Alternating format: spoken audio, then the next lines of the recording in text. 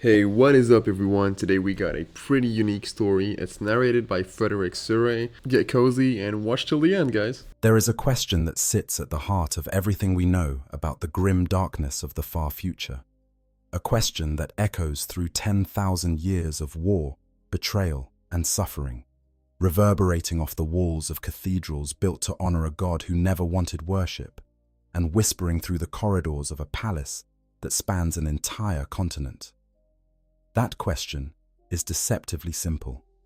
How did one being, no matter how powerful, no matter how ancient, no matter how driven by purpose, create 20 demigods from nothing more than his own flesh and the stolen secrets of the universe? The Primarchs. Even the word carries weight when you say it out loud. These were not ordinary creations. They were not weapons forged in a factory or soldiers grown in a vat, though the process involved elements of both. Yeah, they were something else entirely, something that blurred the line between science and sorcery, between genetic engineering and the darkest arts of the Imperium. They were the sons of the Emperor of mankind, crafted in secret laboratories buried beneath the Himalayan mountains on ancient Terra, and they were meant to be the instruments through which humanity would reclaim the stars. But to understand how the Emperor made the Primarchs, you cannot simply look at the moment of their creation. You have to go further back, much, much further back. You have to travel to the very beginning of the Emperor's story, to the mists of prehistory when humanity was still young and the warp was still relatively calm. You have to follow the thread of his existence through millennia of hidden influence, through ages of darkness and technological wonder, or through wars that consumed entire continents and bargains struck in realms where the laws of physics hold no dominion. Because the creation of the Primarchs was not a single event. It was the culmination of a plan that had been forming in the mind of the most powerful being humanity had ever produced for longer than most civilizations have existed. So settle in, get comfortable, because this story stretches across the entire span of human history and beyond, touching on the deepest mysteries of the Warhammer 40,000 universe. We are going to explore every facet of the Primarch project, from the Emperor's ancient origins to the moment those 20 gestation capsules were torn from his laboratory and scattered across the galaxy by forces that even he could not fully control. We are going to talk about forbidden bargains and stolen knowledge, about the women who helped create gods and the catastrophe that followed their creation. We are going to examine what the Primarchs actually were, not just physically, but spiritually, and why their very nature made them both humanity's greatest hope and its most terrible vulnerability. This is the story of how a father built his sons. And like all the best stories in the grim darkness of the far future, it is a story where the greatest triumphs carry within them the seeds of the most devastating failures. Let us begin where all stories in this universe must begin. With the Emperor himself. To understand the creation of the Primarchs, you first need to grasp something fundamental about the being who made them. The Emperor of mankind is not simply a very powerful human. He is something altogether different. Something that emerged from the collective desperation of an entire species at a time when the concept of species was barely understood by the scattered tribes of ancient Earth. His origins are shrouded in myth and contradiction, which is fitting for a being who has spent tens of thousands of years carefully cultivating an aura of mystery around himself. But there are accounts, fragmentary and sometimes contradictory, that give us at least the broad strokes of how he came to be. The oldest and most enduring account of the Emperor's birth comes from a time so distant that it feels more like legend than history. In the Neolithic period, roughly 8,000 years before the Common Era, humanity was guided by individuals known as shamans. These were not simply wise men or tribal leaders. They were the first human psychers, beings who could touch the Imperium with their minds and draw upon its energies. In those ancient days, the warp was a calmer place, not yet roiled by the dark emotions of billions upon billions of sentient beings, not yet home to the fully formed entities that would one day become the Chaos Gods. The shamans could dip into this quieter sea of psychic energy and emerge unscathed, using their gifts to guide their communities, to heal the sick, to foresee danger, and to commune with something greater than themselves. But the shamans possessed another gift that set them apart from ordinary humans, a gift that would prove crucial to everything that followed. They could reincarnate. When a shaman died, their soul would pass into the warp, drift there for a time, and then return to the material world in a new body, carrying with them all the knowledge and experience of their previous lives. Death was not an ending for these ancient psykers, but a transition, a momentary passage through a realm that, in those days, was relatively safe for a human soul to traverse. They lived, they died, they were reborn, and through this endless cycle, they accumulated wisdom that no single mortal lifetime could contain. This was the natural order of things for untold generations.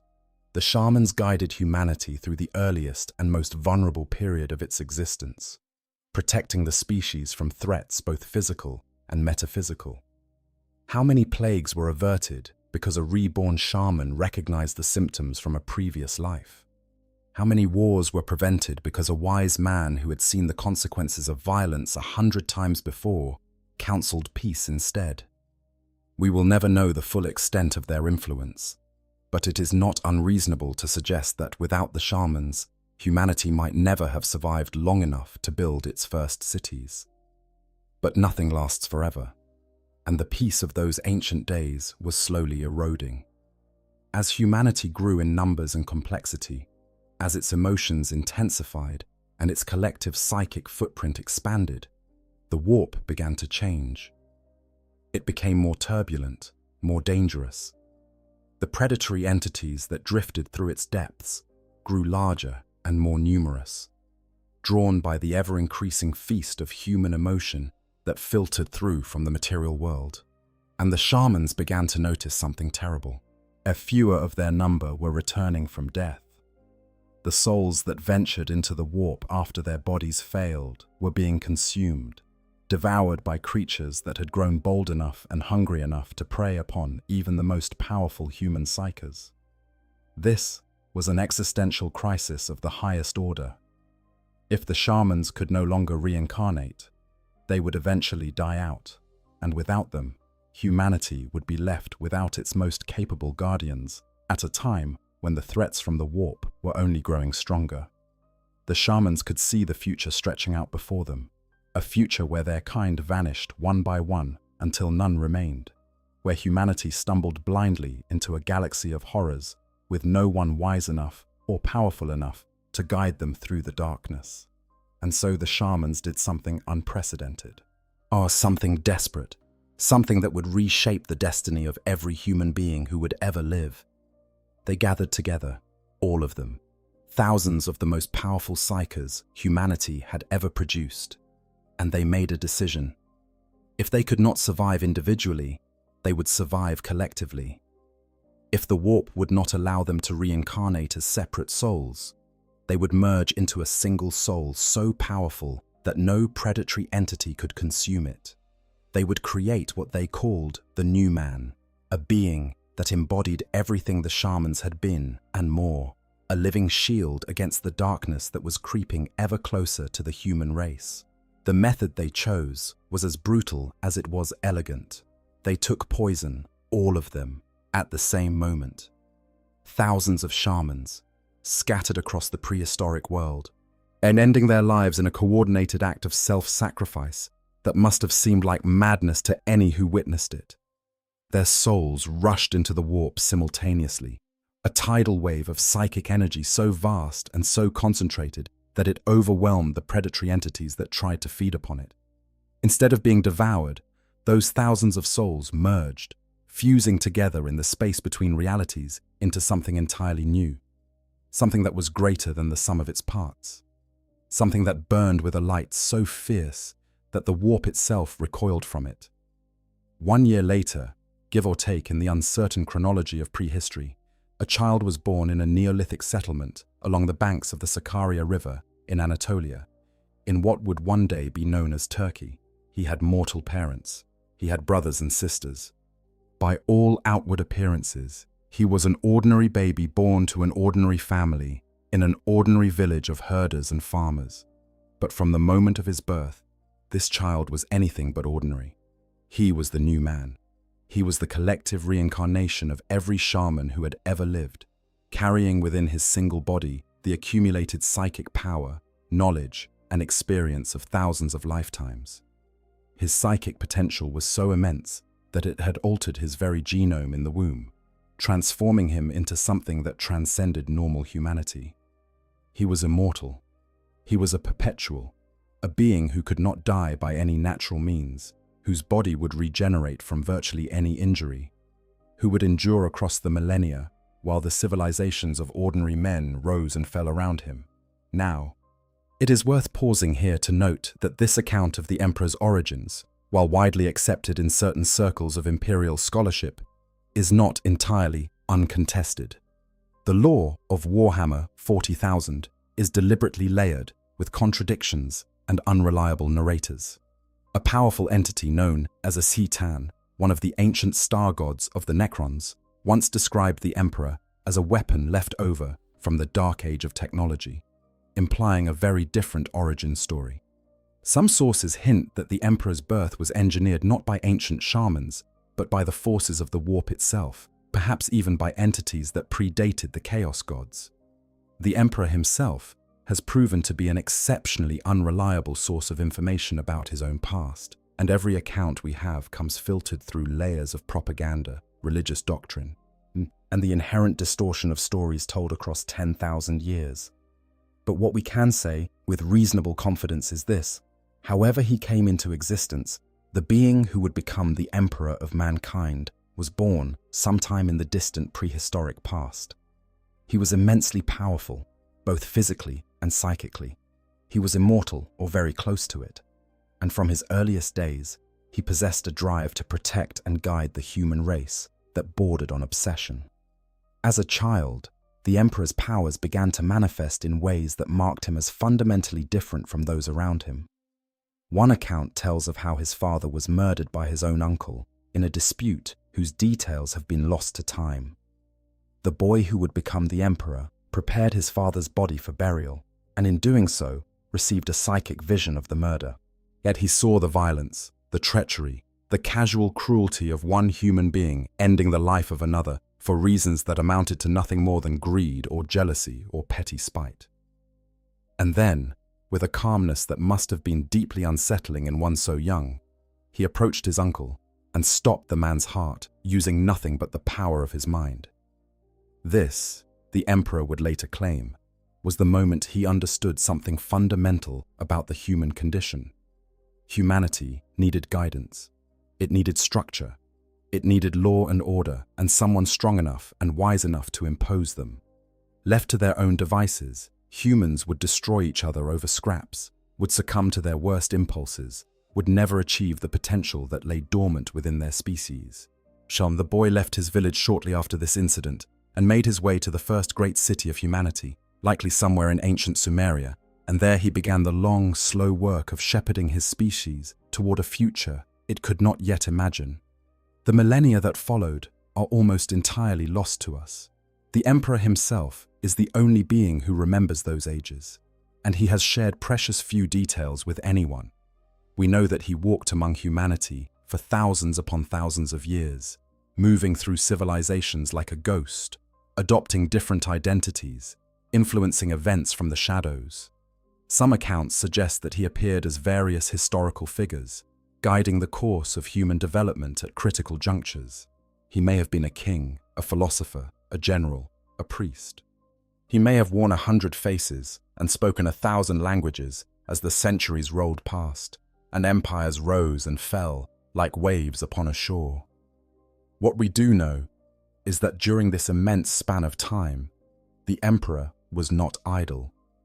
He was learning. He was growing. He was studying the warp and its denizens, developing his understanding of psychic phenomena, refining his abilities until they surpassed anything that any single human consciousness should have been capable of. He was also, crucially, building relationships with other beings like himself, other perpetuals who walked the long road of immortality alongside the human race. These were rare individuals, scattered across the globe and across the centuries, each carrying their own gifts and their own perspectives on the question of how best to guide humanity's future. As among these perpetuals was a woman named Erda. She would prove to be instrumental in the creation of the Primarchs, but her role lay far in the future. For now, in those ancient days, she was simply one of the Emperor's companions, one of a small circle of immortals who debated and sometimes argued about the best path forward for their species. The Emperor, who at this time was known by the name Neoth, was already the most driven and ambitious of their number, pushing for a more aggressive approach to accelerating human evolution and preparing the species for the challenges that lay ahead. Not all of his fellow perpetuals agreed with his methods or his vision, and over the millennia, many of them drifted away, choosing to live quiet lives among the mortals rather than participate in what they saw as dangerous and potentially reckless schemes. But the Emperor was nothing if not patient. He had time, more time than any mortal mind could comprehend, and he used it. He watched as humanity developed agriculture, built cities, invented writing, discovered mathematics and astronomy and philosophy. He watched as empires conquered and crumbled, as religions rose and fell, as wars consumed millions, and the cycle of destruction and rebuilding repeated itself over and over again across the centuries. And through it all, he was thinking, planning, laying the groundwork for something that would not come to fruition for tens of thousands of years, because the Emperor could see what was coming. Yet his psychic abilities allowed him to perceive not just the present, but the probable futures that branched out from each moment, like the limbs of an impossibly vast tree. And what he saw in those futures terrified him. He could see the warp growing more turbulent, more dangerous, as humanity's psychic footprint expanded. He could see the dark entities that dwelled within it growing stronger, feeding on human emotion, evolving into something that would one day threaten the very existence of the species. He could see a time, far in the future, when humanity would spread across the stars and then be torn apart, scattered and isolated and vulnerable, left to face the horrors of a hostile galaxy without the unity or the strength to defend itself. The Emperor understood, perhaps better than any being who had ever lived, as that humanity's greatest strength was also its greatest weakness. Humans were psychic beings, connected to the warp through the very fabric of their consciousness, and as the species evolved, that connection was growing stronger. One day, perhaps sooner than anyone expected, humanity would produce psychers in such numbers that the boundary between the material world and the immaterium would become dangerously thin. If that day came without humanity being prepared, without some guiding hand to shepherd the species through its psychic awakening, the results would be catastrophic. Chaos would consume everything. This was the driving force behind everything the Emperor did, every plan he made, every alliance he forged, every identity he assumed across the long millennia of his hidden existence was directed toward a single goal: preparing humanity for the transition from a species that happened to produce occasional psychers to a fully psychic race that could navigate the perils of the warp without falling prey to its corruptions. It was an ambition so vast and so audacious that it defied comprehension, a plan that spanned millennia and required the manipulation of entire civilizations to achieve. And at the center of that plan, though its details would not crystallize until much later, lay the seed of the Primarch project. The Emperor knew that he could not do this alone. He was powerful, perhaps the most powerful being in the galaxy, but he was still just one individual. To unite humanity, to lead it through the darkness that was coming, he would need lieutenants, he would need generals and governors and administrators who could share his vision and carry it forward across the vast distances of space. He would need beings who were more than human, but less than himself, who could inspire loyalty and command armies, and embody the ideals that would hold his future Imperium together. He would need sons, but that was still far in the future. Before the Emperor could create the Primarchs, he needed knowledge that even his immense intellect and psychic power could not provide. He needed to understand the deepest secrets of both genetic science and the warp, to master techniques that blurred the boundary between material and immaterial in ways that no one had ever attempted. And to obtain that knowledge, he would have to take a risk that would haunt him and all of humanity, bent for the rest of time. He would have to make a deal with the very forces he was trying to protect humanity from. But before we get to that fateful journey, we need to spend some time on Terra itself, because the state of the world, when the Emperor finally stepped into the open, tells us everything about why the Primarch project was not merely ambitious, but desperately necessary. The age of strife had descended upon humanity like a curtain of iron and fire. During the preceding era, known as the Dark Age of Technology, humanity had achieved wonders that would not be equaled for 30 millennia. Faster-than-light travel through the warp was commonplace. Artificial intelligences of staggering capability, the so-called Men of Iron, served as humanity's laborers and soldiers. Colonies stretched across the galaxy, as connected by trade routes and communication networks that kept the species unified across distances that the human mind struggled to comprehend.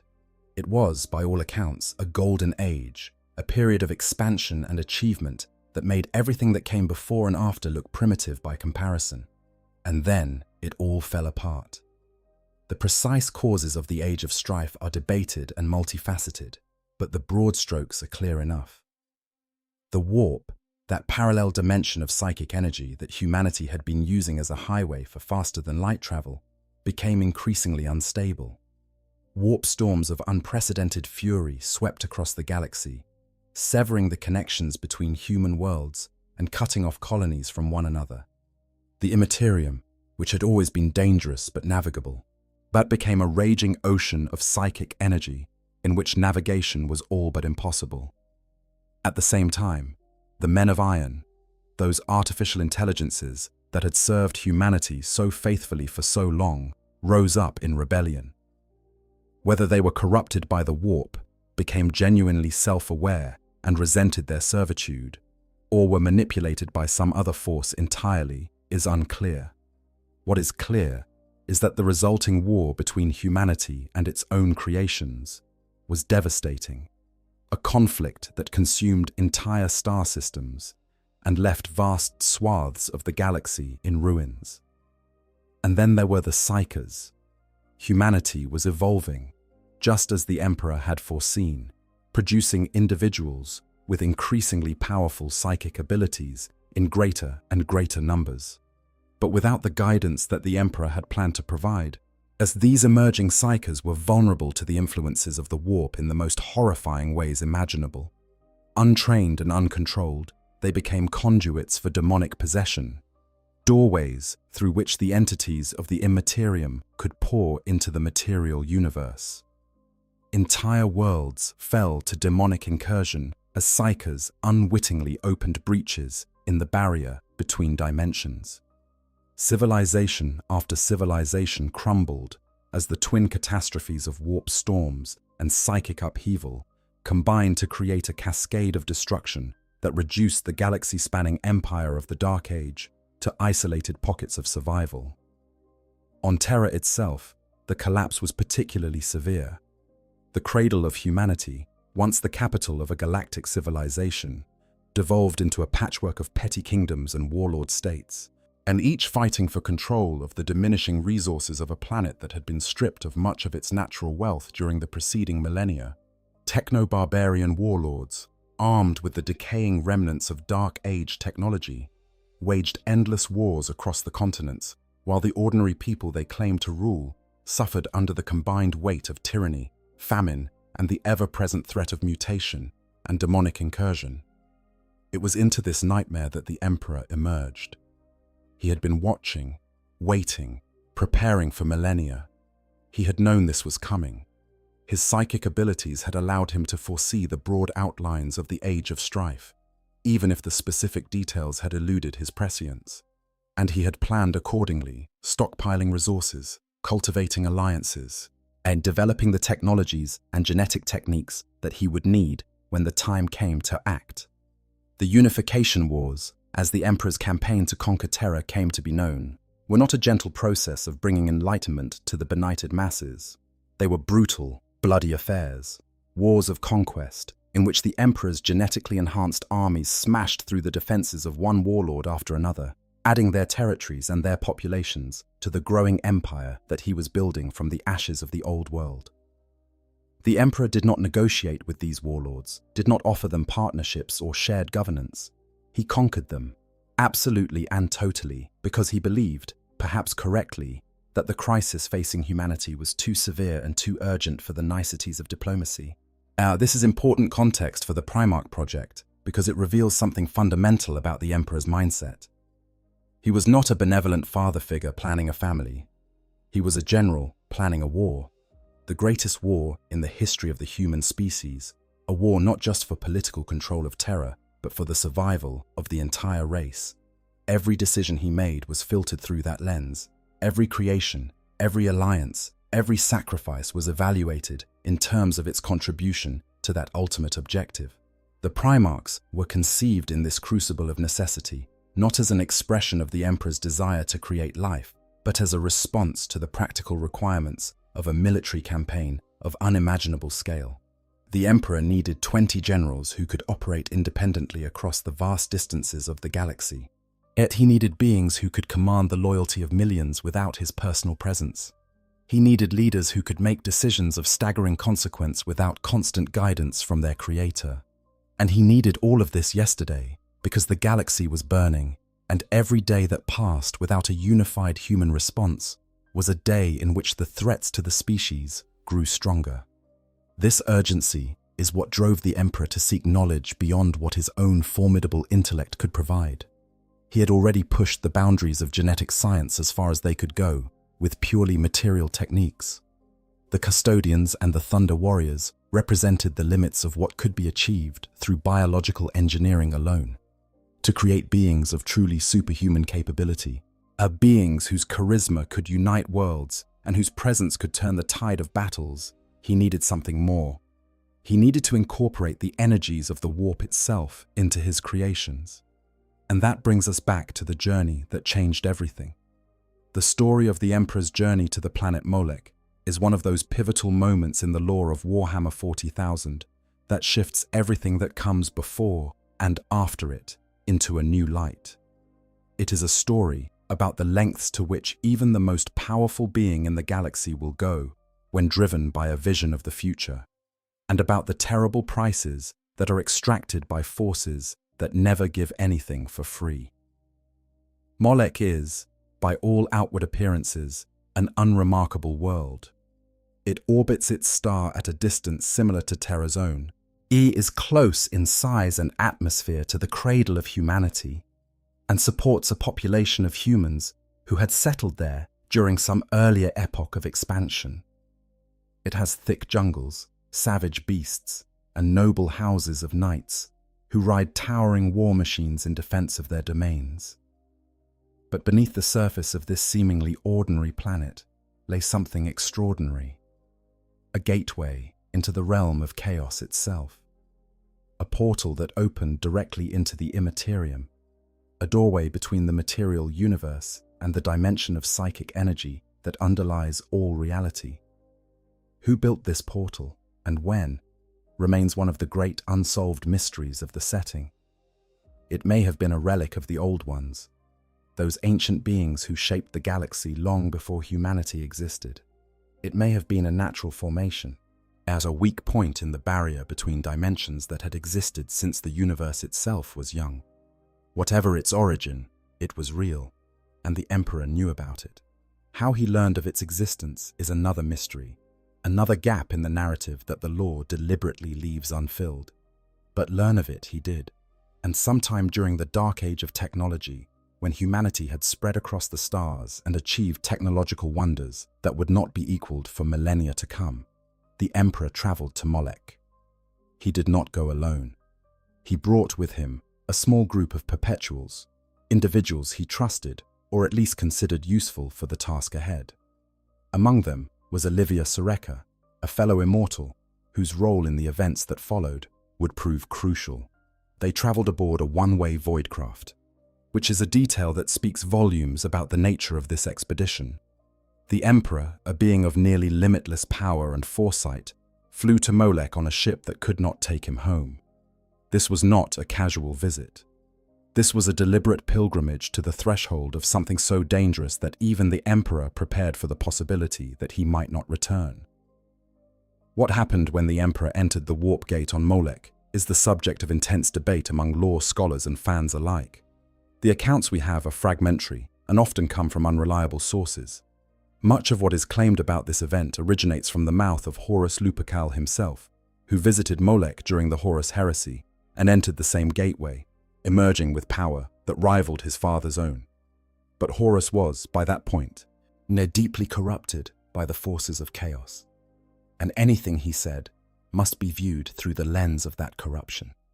According to the most commonly accepted version of events, the Emperor entered the warp gate and found himself in the presence of the entities that would become the four great powers of chaos.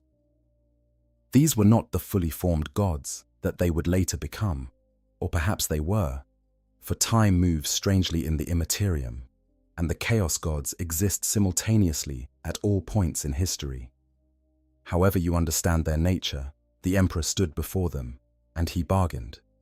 What did he bargain for? Knowledge. Specifically, the knowledge required to create the Primarchs.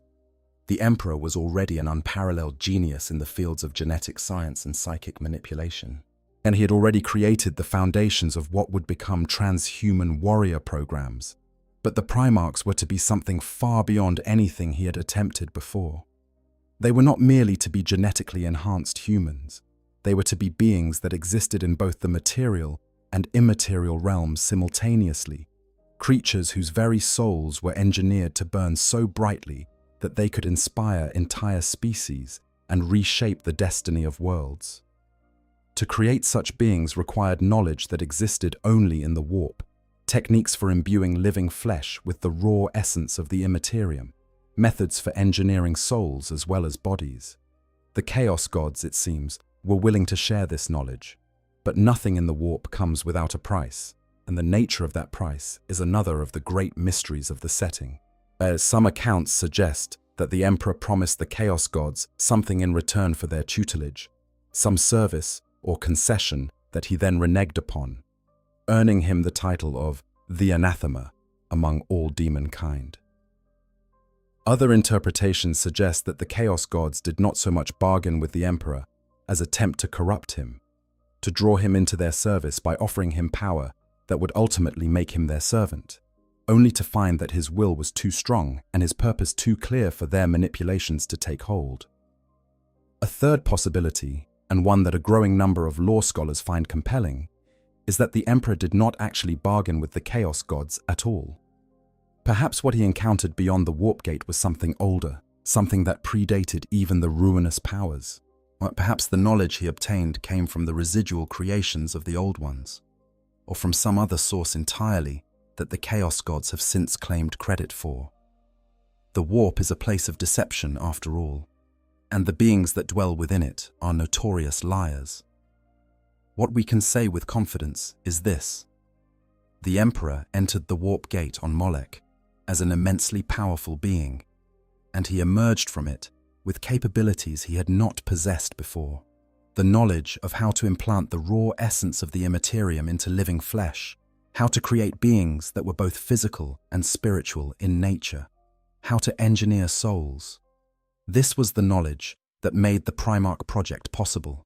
Without it, the Emperor might have created more Thunder Warriors, more genetically enhanced soldiers who were bigger and stronger than ordinary humans.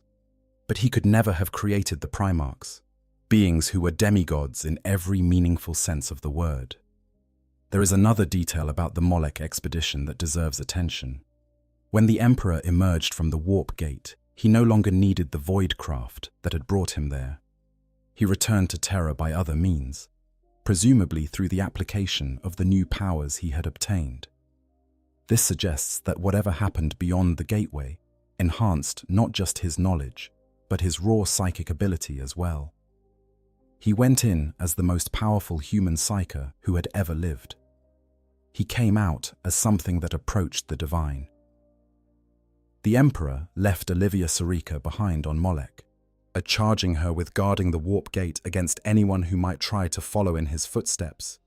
She remained there for millennia, a solitary sentinel watching over a doorway that could reshape the destiny of any being bold or foolish enough to step through it. This decision would have profound consequences during the Horus heresy, when Horus himself came to Molech, seeking the same power his father had obtained. But that is a story for another time. For now, what matters is that the Emperor returned to Terra, carrying within him the knowledge and the power to begin the most ambitious project in the history of the human species. He had the genetic science. He had the psychic techniques. He had the understanding of how to bridge the gap between flesh and spirit, between the material world and the immaterium. All he needed now were the right collaborators and the right circumstances to put his plan into action. And those circumstances were rapidly approaching. The age of strife was descending upon humanity like a hammer blow, shattering the galaxy-spanning civilization that the species had built during the dark age of technology. Warp storms of unprecedented fury cut off world after world, isolating human colonies from one another and from Terra itself. Psykers were emerging in ever greater numbers, their uncontrolled abilities tearing holes in the fabric of reality and allowing demonic entities to pour through into the material universe. On Terra, the collapse of centralized authority led to the rise of petty warlords and techno-barbarians who fought each other over the ruins of what had once been the capital of a galactic empire. And it was in this crucible of chaos and conflict that the Emperor finally emerged from the shadows. After millennia of hidden influence, after eons of patient manipulation and quiet guidance, he revealed himself to the world and began the process of unifying Terra under a single banner. His banner. The unification wars had begun, and with them, the chain of events that would lead directly to the creation of the Primarchs. But the Emperor did not begin the unification wars with the Primarchs at his side. They did not yet exist. What he had, in those early days of open conflict, were two other remarkable creations that deserve their own examination, for they represent the stepping stones on the path to the Primarch project and help illustrate the progression of the Emperor's ambitions and abilities. The first were the Custodians, the Legio Custodes, who would become the Emperor's personal bodyguard and the most elite warriors in the Imperium. The Custodians were created through a process that the Imperium would later call rethreading, a technique that rebuilt a human being from the genetic level up in ways that were so complex and so individualized that each custodian was essentially a unique masterwork. Unlike the mass-produced warriors that would follow, each custodian was crafted individually, the process tailored specifically to the subject in ways that made it impossible to scale up to army-level production.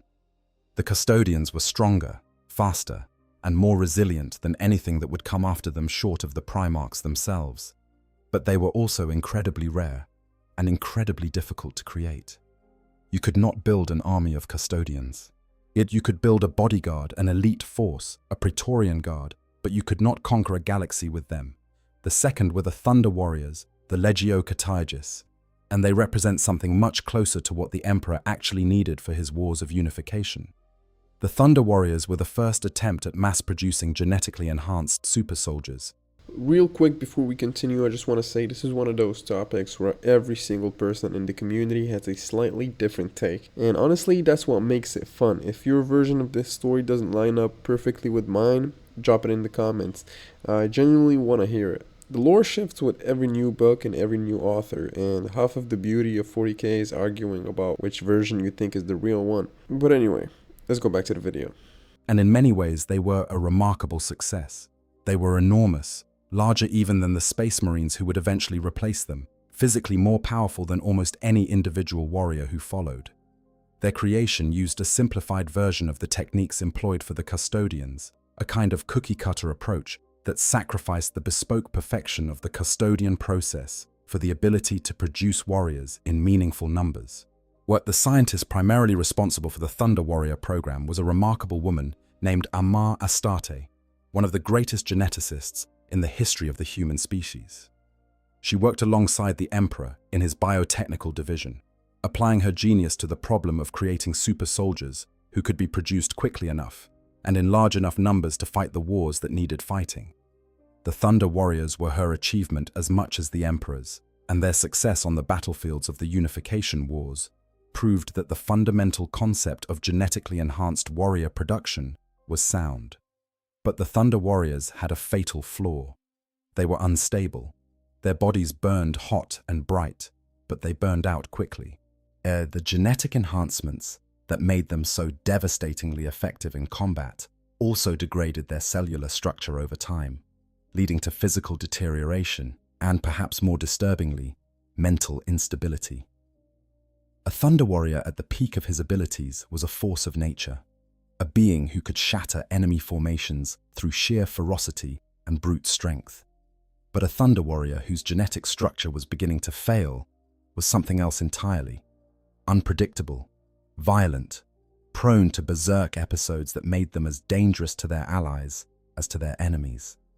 Their lifespans were short by the standards of enhanced warriors, and their quality of life declined rapidly as their bodies and minds began to break down.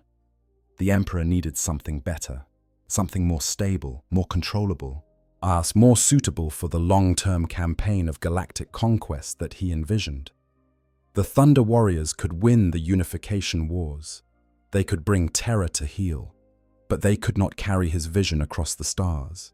For that, he needed a new breed of warrior entirely, and more importantly, he needed leaders for those warriors, beings who could carry his authority and his vision to the farthest reaches of the galaxy, while he attended to matters that required his personal attention back on Terra. This is where the Primarch project begins in earnest. The Emperor had the knowledge from Molech. He had the genetic expertise gained through decades of working with the Custodians and the Thunder Warriors. He had Amar Astarte, whose brilliance in the field of genetic engineering was second only to his own. And he had one more crucial ingredient, one that would only be fully revealed in the later lore of the Horus Heresy series, the genetic material of another perpetual. Her name was Erda, and her role in the creation of the Primarchs is one of the most significant and most controversial additions to the Warhammer 40,000 canon in recent years. Erda was not just any perpetual. She was one of the oldest and most powerful of her kind, a being who had walked the earth since before recorded history, who had known the Emperor when he was still called Neoth, when the idea of an Imperium spanning the stars was nothing more than a distant dream. She was a master geneticist in her own right, possessed of skills and knowledge that complemented and in some ways exceeded the Emperor's own understanding of the life sciences. And Erda had been one of the Emperor's closest allies and companions for millennia. She had watched as the other perpetuals drifted away from his cause, uncomfortable with the increasingly aggressive direction of his plans for humanity. She had stayed when others left, believing in his vision, even as she harbored doubts about his methods. And when the time came to begin the Primarch project, the Emperor turned to her, not just as a scientific collaborator, but as something far more personal and far more significant. He asked for her genetic material. The creation of the Primarchs was not, as some earlier accounts suggested, a matter of the Emperor simply cloning himself 20 times over with various modifications. The process was more complex than that, more deliberate and more intimate. Yes, the Primarchs were crafted from the combined genetic material of two perpetuals, the Emperor and Erda. He was their father in the most literal biological sense, and she was their mother. Their DNA was the foundation upon which the 20 superhuman genomes were built, the bedrock of perpetual genetics that gave the Primarchs their extraordinary resilience, their potential for immortality, and their fundamental connection to both the material world and the Immaterium. This revelation, introduced primarily through Dan Abnett's contributions to the Horus Heresy series, recontextualized everything we thought we knew about the Primarchs. They were not simply the Emperor's creations. They were his children in a way that was both more and less personal than anyone had previously understood. More personal because they carried the genes of two specific individuals, two ancient beings who had known each other for millennia and who had a complex, fraught relationship that went far beyond the merely professional. Less personal, because, as we shall see, the Emperor did not view them as children in any emotional sense. To him, they were tools, instruments, means to an end.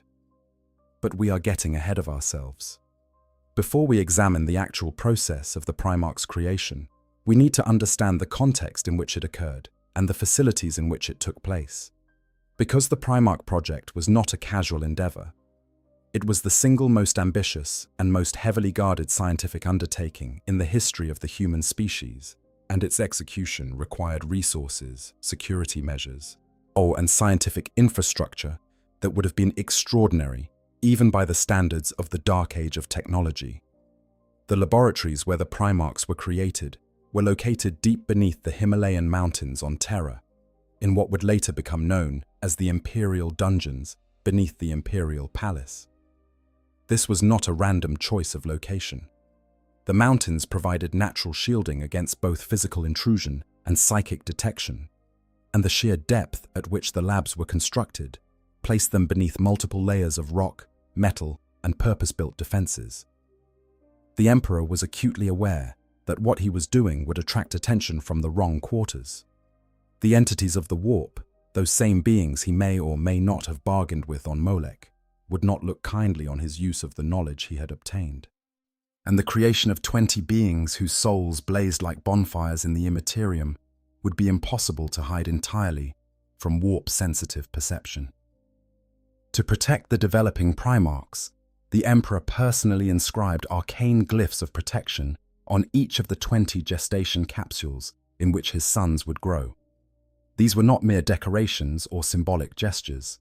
They were working wards, psychic defenses of extraordinary complexity and power, designed to shield the developing Primarchs from the attention and influence of the Chaos Gods.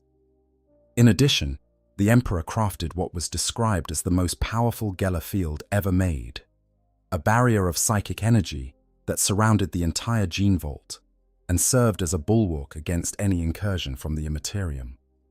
A Geller field, for those unfamiliar with the term, is the technology that protects ships traveling through the warp from the entities that dwell within it.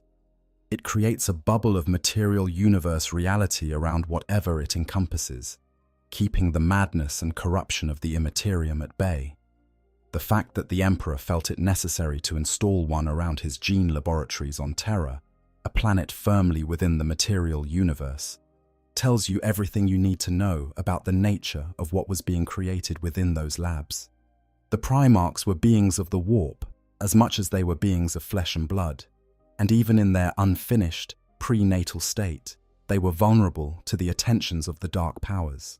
Thus, the actual process of creating the Primarch genomes was a two-stage affair that combined the most advanced genetic engineering techniques available with the arcane psychic arts that the Emperor had learned on Molech. The first stage was the extraction and preparation of the base genetic material.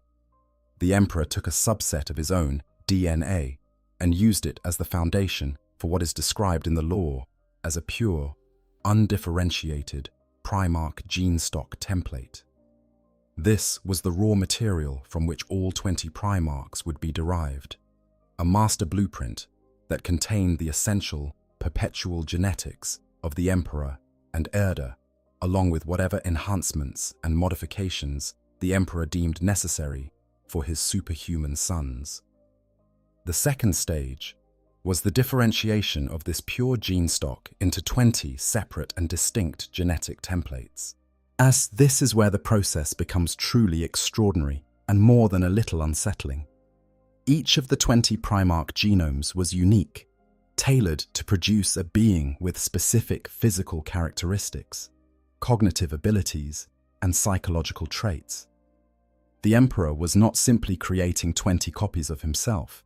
He was creating 20 different aspects of himself, 20 reflections of his own nature that each emphasized different qualities and capabilities. One would be the ultimate strategist. Another would embody the terror of war. A third would be the master of all psychic arts. A fourth would be the greatest fortifier and defender the galaxy had ever known. And so on, each Primarch designed to fill a specific role in the Emperor's grand plan for the galaxy.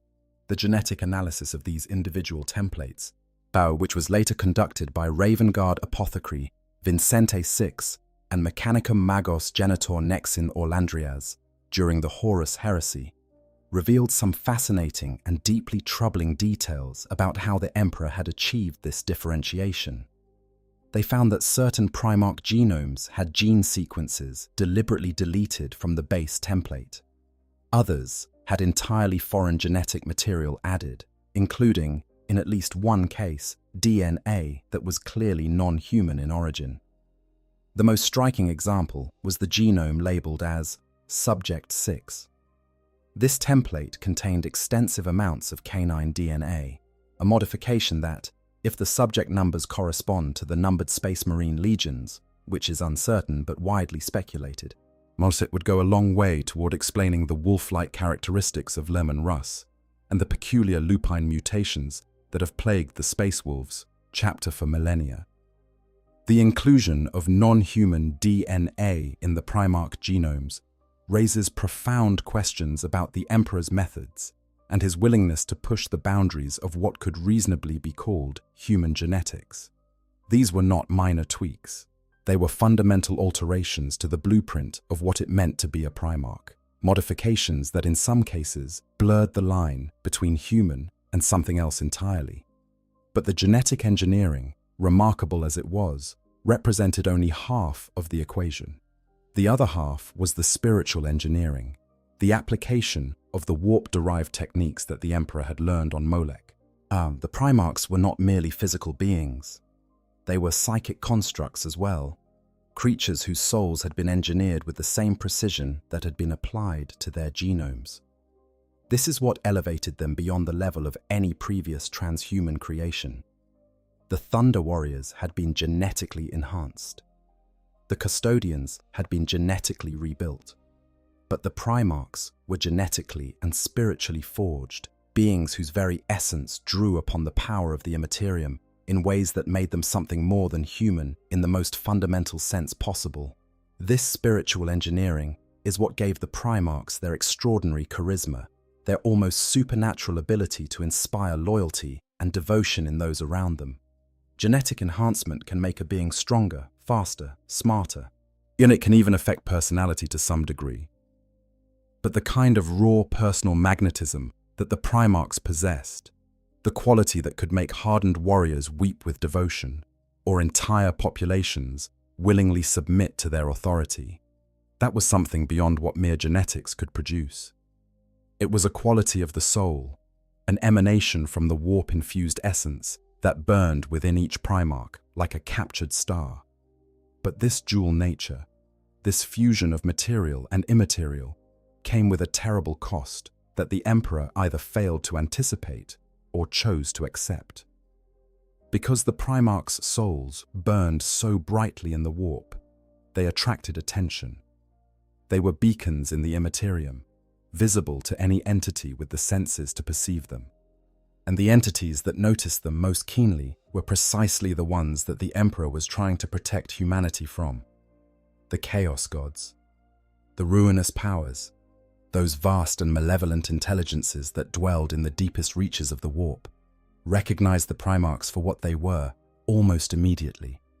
They saw 20 souls of extraordinary brilliance and power, souls that combined the genetic potential of two perpetuals with the spiritual engineering of warp-derived techniques.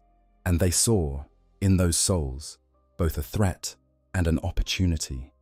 A threat because the Primarchs, properly guided and properly deployed, could serve as the instruments of humanity's unification and protection, diminishing the power of chaos by bringing order and rationality to a galaxy that fed the dark gods through its suffering and conflict. An opportunity because those same bright souls were also uniquely vulnerable to corruption, their warp-infused nature making them susceptible to the whispers and temptations of beings that had spent eternity perfecting the art of seduction and manipulation. This vulnerability was the crack in the foundation of the entire Primarch project, the fatal flaw that would eventually bring the Emperor's grand plan crashing down in fire and blood.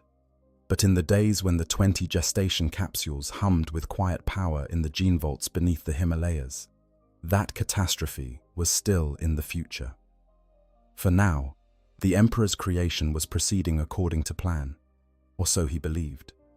Because while the Emperor focused on the technical and spiritual aspects of his son's creation, Dai forces were already in motion that would tear the Primarch project apart before it could be completed. And those forces came not from the warp, not from the chaos gods, not from any external enemy. They came from within the Emperor's own inner circle, from a woman who had contributed her own flesh and blood to the creation of the Primarchs, and who was growing increasingly horrified by the future that the Emperor had planned for them. Erda watched as the 20 embryonic beings grew within their gestation capsules, and she saw not the instruments of galactic conquest that the Emperor envisioned, but children, her children, beings who carried her genetic material, who were in the most literal biological sense her sons, and who were being prepared for a life of nothing but war. If the Emperor had no intention of raising the Primarchs as a father would raise his children. They were not going to have childhoods filled with play and discovery, and the slow, natural development of personality and values. They were going to be decanted from their capsules, educated in the arts of war and governance, and sent out to conquer the galaxy at the head of superhuman armies. They were tools, weapons, instruments of the Emperor's will, and Erda could not bear to see beings she considered her sons reduced to that role. The depth of Erda's horror at the Emperor's plans is made clear in the later lore, which reveals that she was not merely concerned about the Primarch's quality of life, but about something more fundamental. She saw in the Emperor's plan the outlines of a tyranny so vast and so total that it made every previous empire in human history look like a playground squabble. The Emperor was not just planning to unite humanity. He was planning to control it, to dictate its evolution, to decide the fate of every human being alive, and yet to be born according to his own vision of what the species should become. And the Primarchs were the instruments through which this control would be exercised.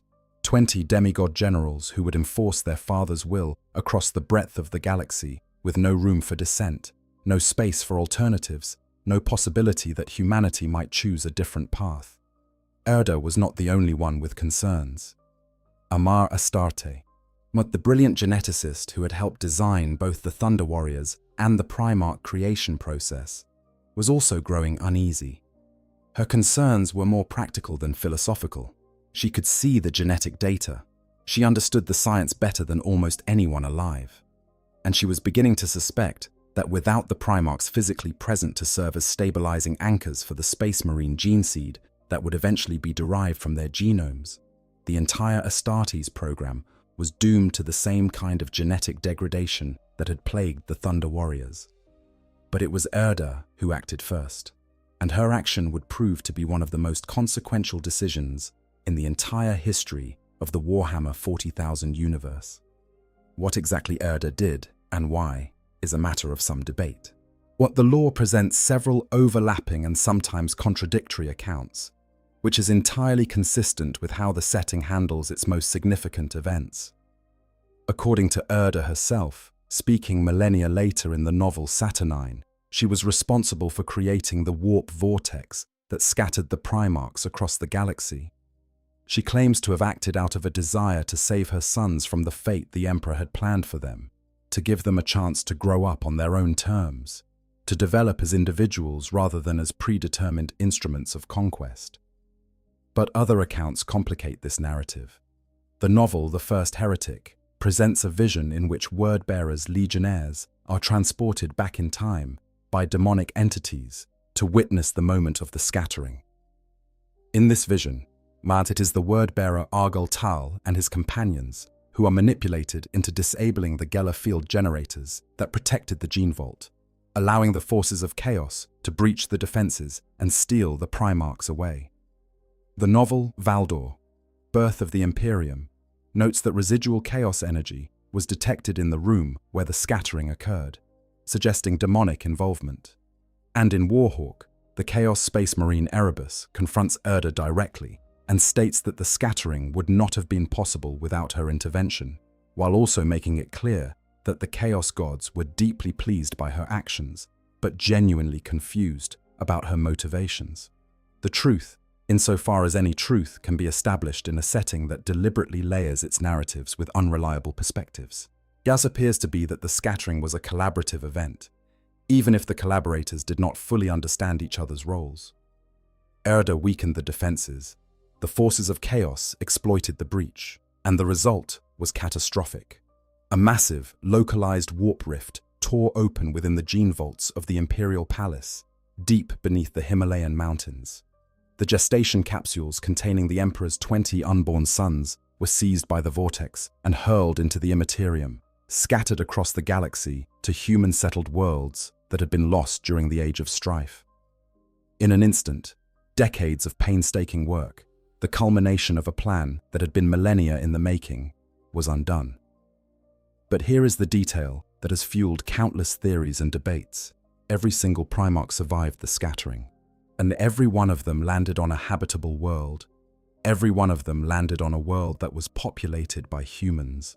And perhaps most intriguingly, each Primarch landed on a world that seemed almost tailor-made to develop the specific qualities and characteristics that the Emperor had engineered into their genome. The Primarch with canine DNA landed on a world of wolves.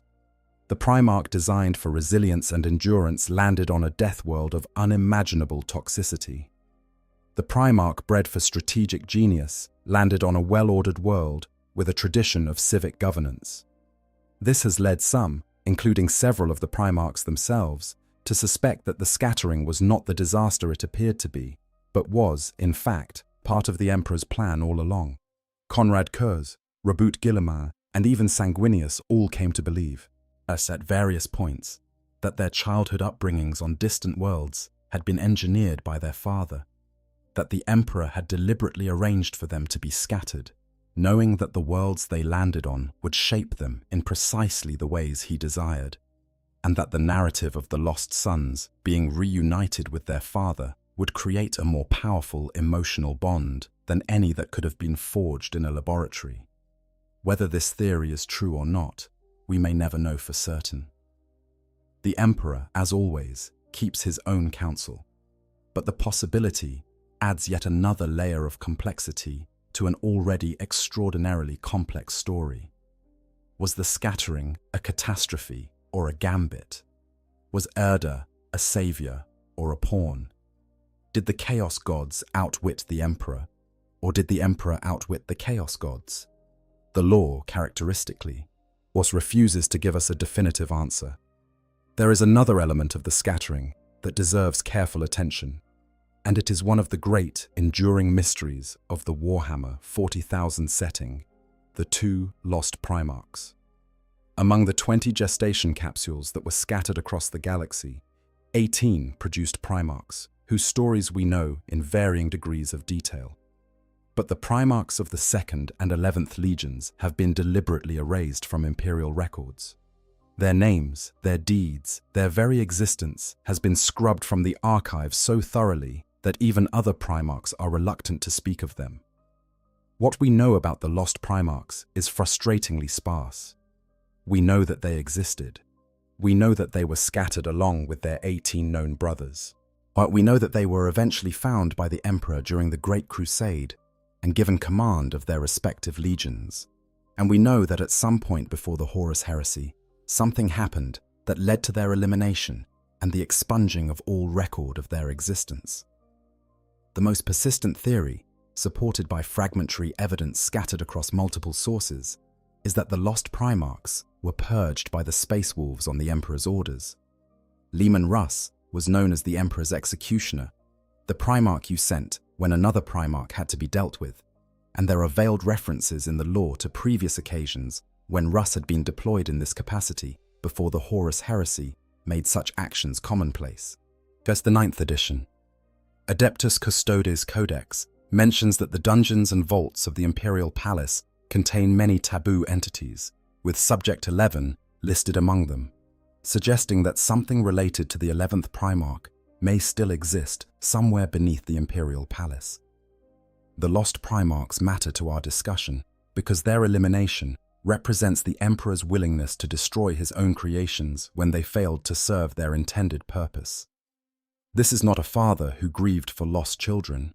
This is a craftsman who discarded flawed tools. And it is worth noting that according to Malcador the Sigillite, both the Emperor and Malcador himself deliberately agitated the Primarchs and sought to turn them against one another, with the resulting conflict intended to purge certain unmanageable Primarchs and their legions, just as they had previously purged the Thunder Warriors. This revelation, if accurate, casts the entire Primarch project in an even darker light. The Emperor may not have expected all 20 of his sons to remain loyal and functional.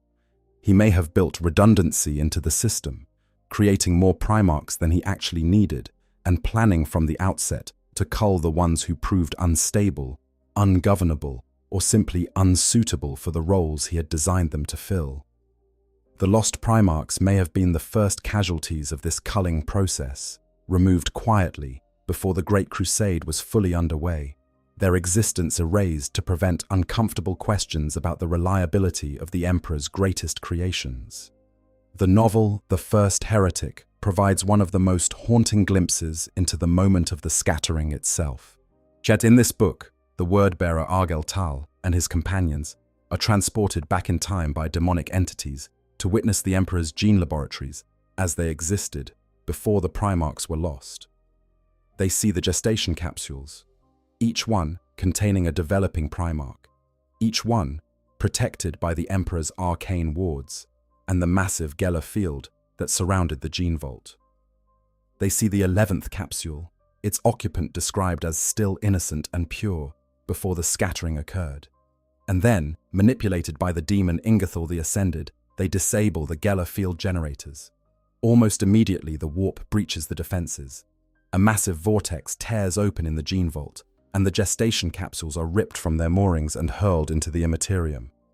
In a matter of moments, the Emperor's decades of work, but the product of thousands of years of planning and preparation, is undone. Whether this vision represents what actually happened, or is simply what the forces of chaos wanted the word-bearers to believe is, as always, uncertain. The word-bearers were shown this vision by a demon, and demons are the most unreliable narrators in a setting full of unreliable narrators. But the emotional impact of the scene is undeniable. The scattering was not a gentle dispersal.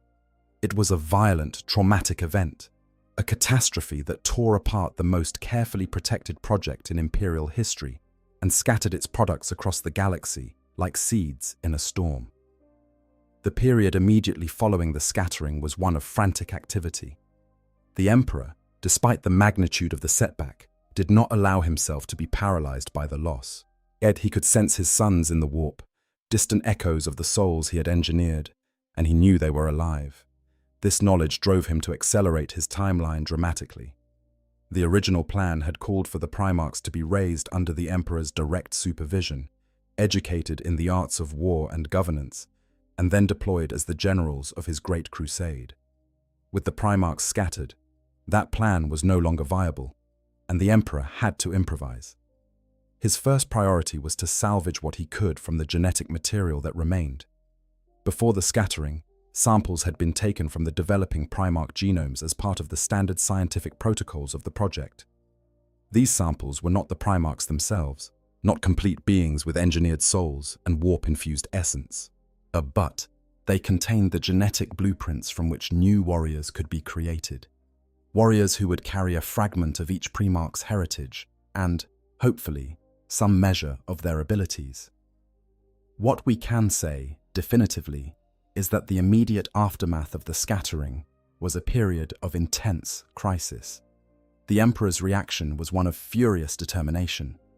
According to the novel Valdor, Birth of the Imperium, both Malcador the Sigillite and Constantin Valdor believed the Primarchs to be dead or hopelessly corrupted. But the Emperor could sense their echoes in the warp. He knew they were alive, scattered but surviving, growing on distant worlds far beyond his immediate reach. and this knowledge drove him to adapt his plans with the kind of ruthless pragmatism that defined his approach to every setback. The Primarchs were lost, but their genetic material was not entirely gone. Before the scattering, samples had been taken from the developing Primarch genomes, presumably as part of the Emperor's standard scientific protocols. These samples were preserved, and the Emperor realized that he could use them to pursue a modified version of his original plan. If he could not have his 20 superhuman generals to lead his armies, he could at least create armies that carried a fragment of his son's genetic legacy. This was the genesis of the Space Marine Legions, the Legions Astartes. Using the genetic material derived from the 20 lost Primarchs, the Emperor and his biotechnical division, still under the direction of Amar Astarte, developed a system of gene seed organs that could be implanted into ordinary human males to transform them into transhuman warriors. On each set of gene seed organs was derived from the genome of a specific Primarch, creating 20 distinct legions that each carried the genetic heritage and to some degree the personality traits and physical characteristics of the Primarch from whose DNA they had been crafted. This was an extraordinary achievement, a feat of genetic engineering that transformed the Emperor's setback into a new kind of advantage. The Space Marines were not as powerful as the Primarchs. They were not demigods. They could not reshape the destiny of worlds through force of personality alone.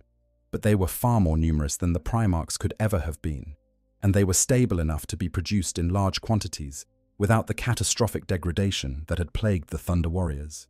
They were the compromise between the Emperor's original vision and the harsh reality imposed by the scattering, and they would prove to be among the most formidable military forces the galaxy had ever seen. But Amar Astarte was not satisfied. She had always been uneasy about the direction of the project, and the loss of the Primarchs confirmed her worst fears. The Primarchs were supposed to serve as genetic anchors for the Space Marine Legions, stabilizing the gene seed and preventing the kind of degradation that had destroyed the Thunder Warriors. Without them, Astarte believed, the Astartes program was doomed to repeat the same failures on a galactic scale. She tried to warn the Emperor. She argued that the Space Marines should not be deployed until the Primarchs were recovered. That pushing forward without the stabilizing influence of the Primarch genomes was reckless and dangerous. The Emperor, driven by the urgency of his timeline, overruled her. The galaxy was a hostile place, filled with aliens and warp-born horrors that grew more dangerous with each passing year. Humanity could not afford to wait. The Space Marines would be deployed, the Great Crusade would begin, and the Primarchs would be found along the way. It was a gamble, and the Emperor knew it. But it was a gamble he believed he had to take. Amar Astarte's response was drastic. Convinced that the Emperor's insistence on pressing forward without the Primarchs would ultimately destroy everything they had worked for, she participated in a conspiracy known as the Palace Coup, led by Grand Provost Marshal Uwoma Kandawire. During the chaos of the attempted coup, Astarte infiltrated her own laboratory and attempted to destroy all of the genetic data related to the Primarch project. She believed that if the knowledge could not be used properly, it was better that it not be used at all. She detonated her lab, destroying vast quantities of irreplaceable data and killing herself in the explosion. But the Emperor, ever the strategist, had anticipated her treachery. He had backed up the critical genetic data in a location that Astarte did not know about. The Primarch project's knowledge was preserved, and the Space Marine legions continued to grow. The Thunder Warriors, meanwhile, had served their purpose. With Terra unified and the Space Marines ready to take their place, the Emperor had no further need for his unstable, deteriorating first-generation super soldiers. In an act that has been interpreted as everything from pragmatic necessity to cold-blooded betrayal, the Thunder Warriors were led to their deaths. The official Imperial history records that they perished in the final battle of the Unification Wars at the Battle of Mount Ararat. The reality appears to be darker. The Custodians, the Emperor's own Praetorian Guard, carried out a systematic culling of the Thunder Warrior legions, putting down the obsolete and increasingly dangerous warriors to clear the way for their more stable replacements.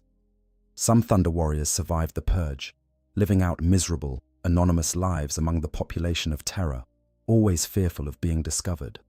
Their existence was a closely guarded secret, as a skeleton in the Emperor's closet that he clearly preferred to keep hidden. The few who attempted to seek justice or revenge were hunted down and destroyed, their stories erased from the official record. And so the stage was set for the Great Crusade. The Emperor had his Space Marine legions, 20 armies of transhuman warriors carrying the genetic legacy of the lost Primarchs. He had his custodians, his Praetorian Guard. He had the Astronomicon, a psychic beacon of staggering power that he maintained through sheer force of will, allowing his ships to navigate the warp and his realm to maintain communication across the vast distances of space. He had an alliance with the Mechanicum of Mars, securing access to the technological resources and production capabilities needed to equip and sustain his armies. What he did not have were his sons. The Primarchs were out there, somewhere in the galaxy, growing up on worlds that their father had not chosen for them, developing personalities and beliefs and loyalties that had nothing to do with the Emperor's grand plan. Each was a demigod, a being of extraordinary physical and psychic power, raised in circumstances that ranged from the idyllic to the horrific. Some became benevolent rulers, loved by the people they governed. Others became terrifying conquerors, feared by everyone around them.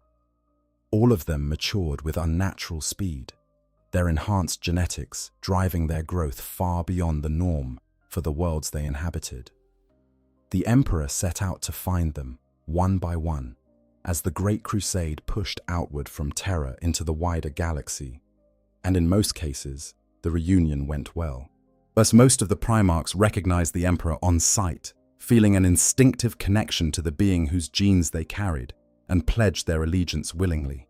They were given command of their respective Space Marine legions, those armies of warriors who shared their genetic heritage, and they proved to be everything the Emperor had designed them to be.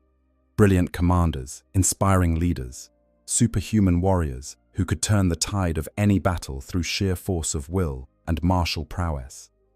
But the scattering had left its mark. Each Primarch had been shaped by the world they grew up on, and those worlds had not always been kind. Angron had been enslaved and brutalized, subjected to the surgical implantation of devices called the butcher's nails that constantly stimulated the pain and aggression centers of his brain. While Konrad Kurze had grown up on a nightmare world of perpetual darkness and crime, developing a pathological obsession with punishment and justice that bordered on insanity. Mortarion had been raised on a toxic death world by a monstrous alien overlord, learning to hate all forms of psychic power with a passion that would eventually drive him into the arms of the very forces he despised. Even the Primarchs, who had relatively positive upbringings, carried the scars of their separation from the Emperor's intended path. Roboute Guilliman, who had been raised by a wise and loving adoptive father on the well-ordered world of Macragge, nevertheless harbored deep questions about the Emperor's nature and methods. Lion L. Johnson, who had been raised by knights on the forest world of Caliban, struggled with secrets and trust in ways that would have profound consequences. Every Primarch, without exception, carried within them the tension between the being they had been engineered to be and the person they had become through the accident of their upbringing. This tension was the time bomb at the heart of the Emperor's plan, and it is the direct consequence of the Primarch Project's most fundamental design choice. The Emperor had created beings who were both tools and people. He had engineered them to serve specific functions, to embody specific aspects of war and governance. But he had also given them souls, real souls that were capable of growth and change, and, crucially, of making choices that their creator had not anticipated. The Primarchs were not automata. They were not robots programmed to obey. They were thinking, feeling, dreaming beings with their own desires, their own fears, their own capacity for love and hate and everything in between. And the Emperor, for all his genius, for all his thousands of years of experience, for all his psychic power and his vision of the future, fundamentally misunderstood this. He saw the Primarchs as instruments. When the Primarch Roboute Guilliman returned to Terra 10,000 years later, and communed with his father on the golden throne, he was disturbed to find that the emperor regarded him with the interest of a creator, examining a long-lost tool, not with the warmth of a father greeting a beloved son. The emperor called Guilliman both a tool and a son, apparently seeing no contradiction between the two terms. But the Primarchs were not tools, they were people. They are flawed and complicated and capable of the full range of human emotion, amplified to superhuman intensity. And when half of them turned against their father during the Horus heresy, it was not because the warp had corrupted them, although it had. It was not because the Chaos Gods had manipulated them, although they had. It was because the Emperor had created sons and then treated them like machines, and the resulting resentment, confusion, and pain provided exactly the emotional vulnerabilities that the forces of chaos needed to exploit. The Horus heresy, the galaxy-spanning civil war that would cripple the Imperium and leave the Emperor entombed upon the Golden Throne as a living corpse, was in many ways the inevitable consequence of the Primarch Project's contradictions.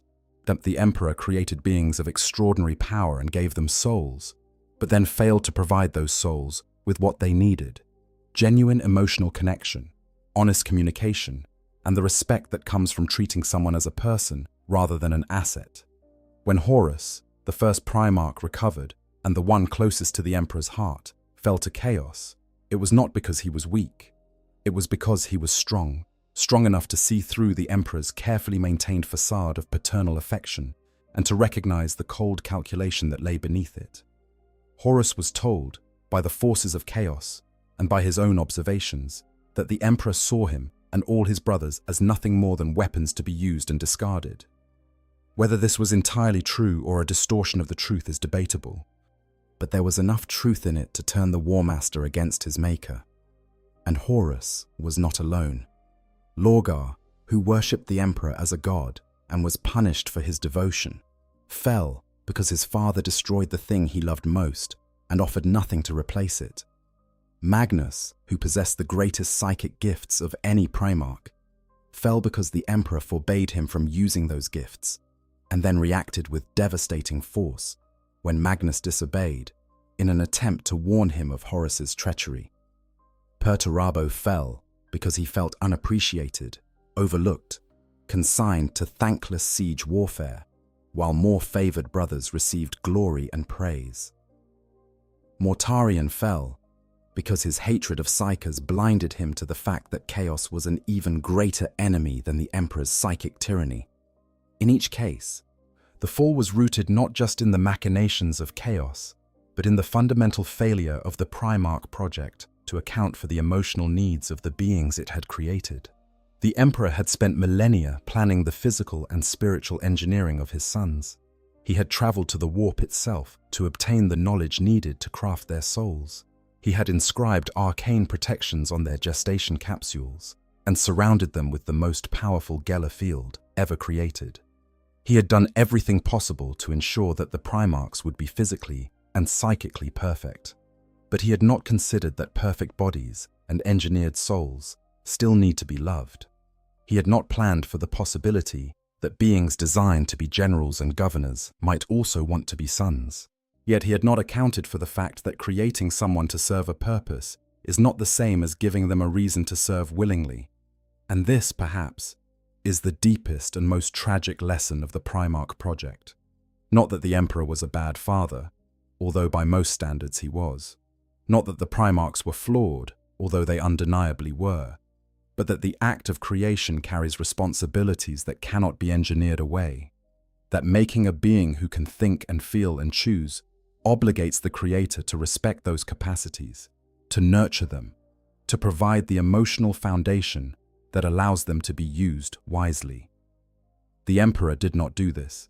He could not do it, perhaps, because he had spent so long thinking in terms of millennia and species-level survival that the needs of individual beings, even individual beings he had crafted from his own flesh, seemed trivial by comparison. He was trying to save humanity from extinction. He was trying to guide an entire species through the most dangerous transition it had ever faced. The emotional needs of 20 superhuman sons must have seemed like a distraction from the work that actually mattered. But those needs were not trivial. They were, in fact, the most important variable in the entire equation. Because the Primarchs were not just tools, they were people, and people who are treated like tools have a tendency to break in ways that their creators never anticipated. Now, to understand the full scope of the Primarch project and its eventual unraveling, we need to delve deeper into the specifics of what the Primarchs actually were, physically and spiritually, and how their unique nature both enabled their greatness and ensured their vulnerability. The physical specifications of the Primarchs were, by any standard, astonishing. They stood far taller than ordinary humans, towering even over Space Marines, those transhuman warriors who were themselves head and shoulders above baseline humanity. The exact height of the Primarchs varied from individual to individual, as each had been tailored to a specific physical ideal, but all of them were enormous by human standards, easily recognizable as something more than mortal from the moment you laid eyes on them. Their musculature was enhanced to a degree that made even the strongest, unaugmented human look fragile by comparison. Their reflexes operated at speeds that blurred the line between fast and impossible. Their senses were sharper, while their minds quicker, their endurance greater than anything that natural human genetics could produce. But these physical enhancements, impressive as they were not what truly set the Primarchs apart. What made them unique, what made them demigods, rather than simply very large and very strong humans, was the warp component of their creation. The spiritual engineering that the Emperor had performed, using the knowledge gained on Molech, had imbued each Primarch with a connection to the Imperium that went far beyond what even the most powerful human psyche could claim. Their souls were not ordinary souls. They were crafted things, engineered to resonate with the warp in specific ways that amplified their abilities and gave them qualities that no amount of genetic tinkering could have produced. Yeah, this is why the Primarchs possessed their extraordinary charisma, that almost supernatural ability to inspire absolute devotion in those around them. It was not merely a matter of confidence or commanding presence, although they had those qualities in abundance. It was something that radiated from the warp-infused core of their being, a psychic emanation that affected everyone who came into their presence. Ordinary humans who met a Primarch often described the experience in quasi-religious terms, speaking of being overwhelmed by a sense of awe and purpose that they could not fully explain. Even other Primarchs were not entirely immune to this effect, which is why figures like Horus were able to command such intense loyalty from their brothers. The charisma of a Primarch was, quite literally, a product of the warp. While this same warp connection gave many of the Primarchs abilities that could only be described as psychic, even if they did not all manifest in the overt spellcasting that is typically associated with that term. Magnus the Red was the most obviously psychic of the 20, possessing gifts of foresight, telekinesis, and psychic manipulation that rivaled those of the Emperor himself. But nearly all the Primarchs displayed some degree of supernatural ability. Conrad Kersey could see the future. Sanguinius could as well, and his prophetic visions were so accurate and so detailed that they haunted him throughout his life. Corvus Corax possessed the ability to pass unseen, a form of psychic camouflage so effective that he could become effectively invisible even in plain sight. Vulcan was a perpetual, thus capable of returning from death in the same manner as his parents, a trait that suggests the deepest possible connection to the warp-derived aspects of the Primarch genome. The Primarchs also displayed a remarkable degree of warp resilience. While they were vulnerable to chaos corruption, as the Horus heresy would prove with devastating clarity, they were also far more resistant to its effects than ordinary humans, or even standard Space Marines. This resilience was a product of the protective wards that the Emperor had inscribed upon their gestation capsules, and, more fundamentally, of the strength of their engineered souls. A Primarch's soul burned with such intensity in the warp that it took a sustained and targeted effort by the forces of chaos to corrupt one. As the casual temptations and corruptions that could destroy an ordinary human soul in moments simply bounced off a Primarch like rain off adamantium plate. This is a crucial detail because it puts the heresy into proper context. The Primarchs who fell to chaos did not fall because they were weak. They fell because the Chaos Gods invested extraordinary effort and cunning into corrupting them, exploiting psychological vulnerabilities that had been created not by the warp, but by the Primarchs' upbringing and their relationship with their father. It took the sustained manipulation of an entire Chaos God to turn Horus. It took the destruction of his sacred city to drive Lorgar into the arms of the ruinous powers. It took the agony of the butcher's nails and the trauma of a stolen life to make Angron susceptible to the call of Khorne. While each fall was a unique story of tragedy and exploitation, not a simple matter of insufficient protection against corruption. Now, all of this, the physical enhancement, the spiritual engineering, the warp connection, the charisma, the resilience, was built into each Primarch from the moment of their conception. But the specifics varied enormously from one Primarch to the next, because the Emperor had not created 20 identical beings. He had created 20 different ones, each designed to embody a different aspect of the war leader's art, each tailored to fill a specific role in his grand plan for the galaxy. Consider the sheer range of variation. Leman Russ, whose genome contained that curious canine DNA, was a wild and ferocious warrior. As a savage king of the ice world Fenris, who led his space wolves with a combination of berserker fury and surprising cunning, he was the Emperor's executioner, the one you sent to destroy another Primarch's legion, if it came to that. His physical form reflected this role, massive, powerfully built, with senses so keen that they bordered on the animal, and a temperament that could shift from jovial camaraderie to murderous rage in the space of a heartbeat. Compare this to Reboot Guilliman, the Lord of Ultramar, whose genome had been optimized not for savage combat, but for strategic thinking, administrative genius, and the kind of measured, rational leadership that could build and maintain an interstellar civilization. Guilliman was still a devastating warrior by any standard short of the Primarchs themselves. But his true gifts lay in the realm of logistics, governance, and long-term planning. He wrote the Codex Astartes, the definitive treatise on space marine organization and tactics. He built the most successful and well-administered domain in the entire Imperium. He was, in many ways, the most complete realization of what the Emperor had intended the Primarchs to be. Not just warriors, but statesmen. Not just conquerors, but builders. Guilliman's gestation capsule had fallen upon the world of Macragge, a planet in the eastern fringe of the galaxy that had remarkably preserved a functioning civilization through the worst of the Age of Strife. Macragge was not a paradise, but it was orderly, with a tradition of civic governance and even some remaining interstellar capability.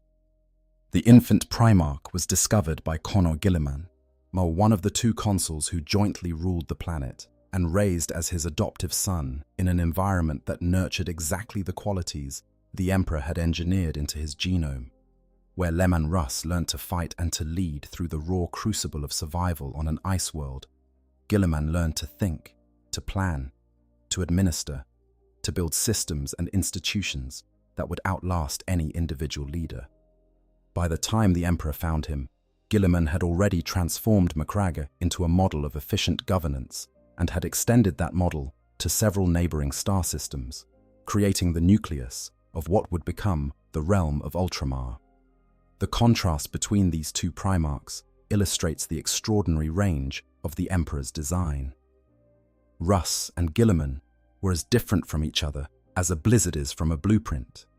Yet both were undeniably products of the same creative process, both carrying the genetic and spiritual heritage of the Emperor and Erda, both burning with the warp-infused essence that marked them as something beyond mortal. The Emperor had not created 20 copies of the same being. He had created 20 facets of a single diamond, each reflecting a different aspect of the light, each serving a different function in the grand design. Consider also Rogel Dawn, the the Praetorian of Terra, whose genome had been tailored to produce the greatest master of fortification and defensive warfare the galaxy had ever seen. Dawn was a being of absolute solidity, both physical and moral. Where Russ was wild and Gilliman was cerebral, Dawn was steadfast, immovable, as unyielding as the fortresses he built.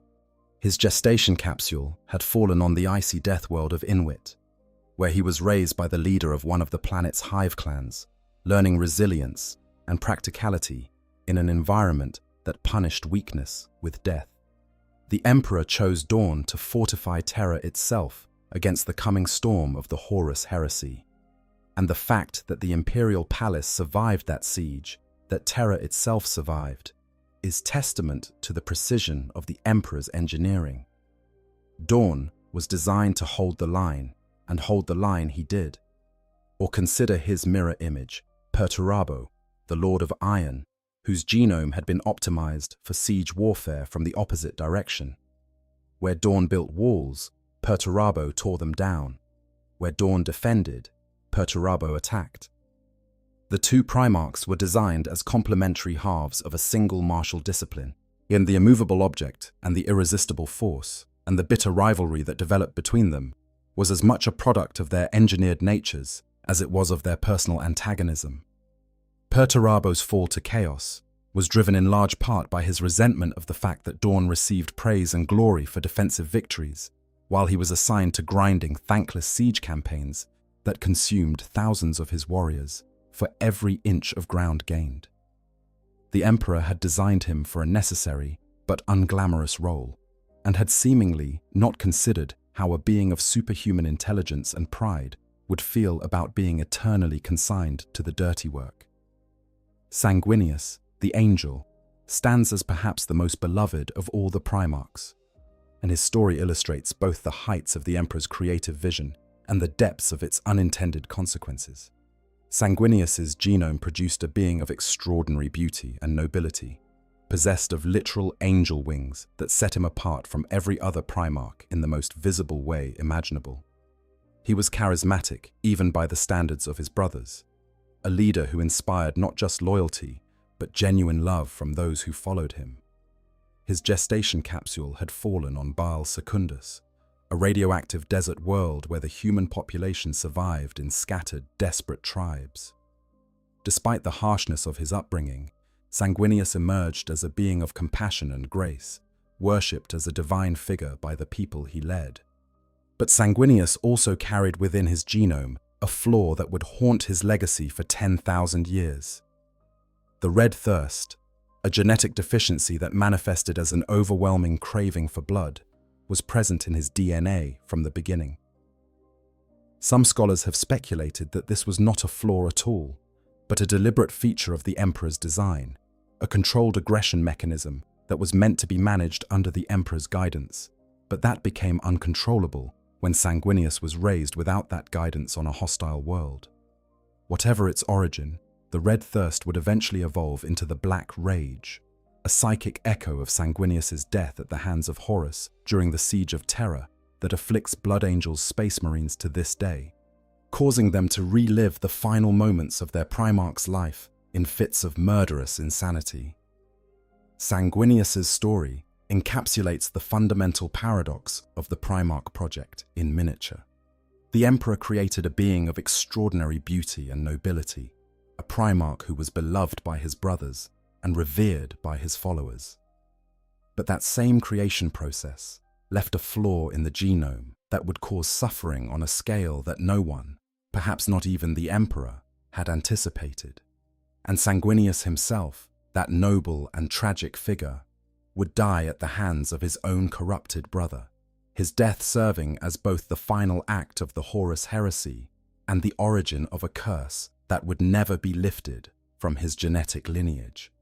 Vulcan of the Salamanders presents another fascinating case study in the range of the Emperor's creative ambitions. Yet his genome appears to have been the most successful in replicating the perpetual quality of his parents, granting him a regenerative immortality that allowed him to return from death itself. Vulcan could be killed, but he could not stay dead. his body reconstructing itself from even the most catastrophic damage given sufficient time. This made him unique among the Primarchs, a being who embodied not just the warrior's art, but the concept of endurance itself, of the refusal to stay down no matter how many times you are knocked to the ground.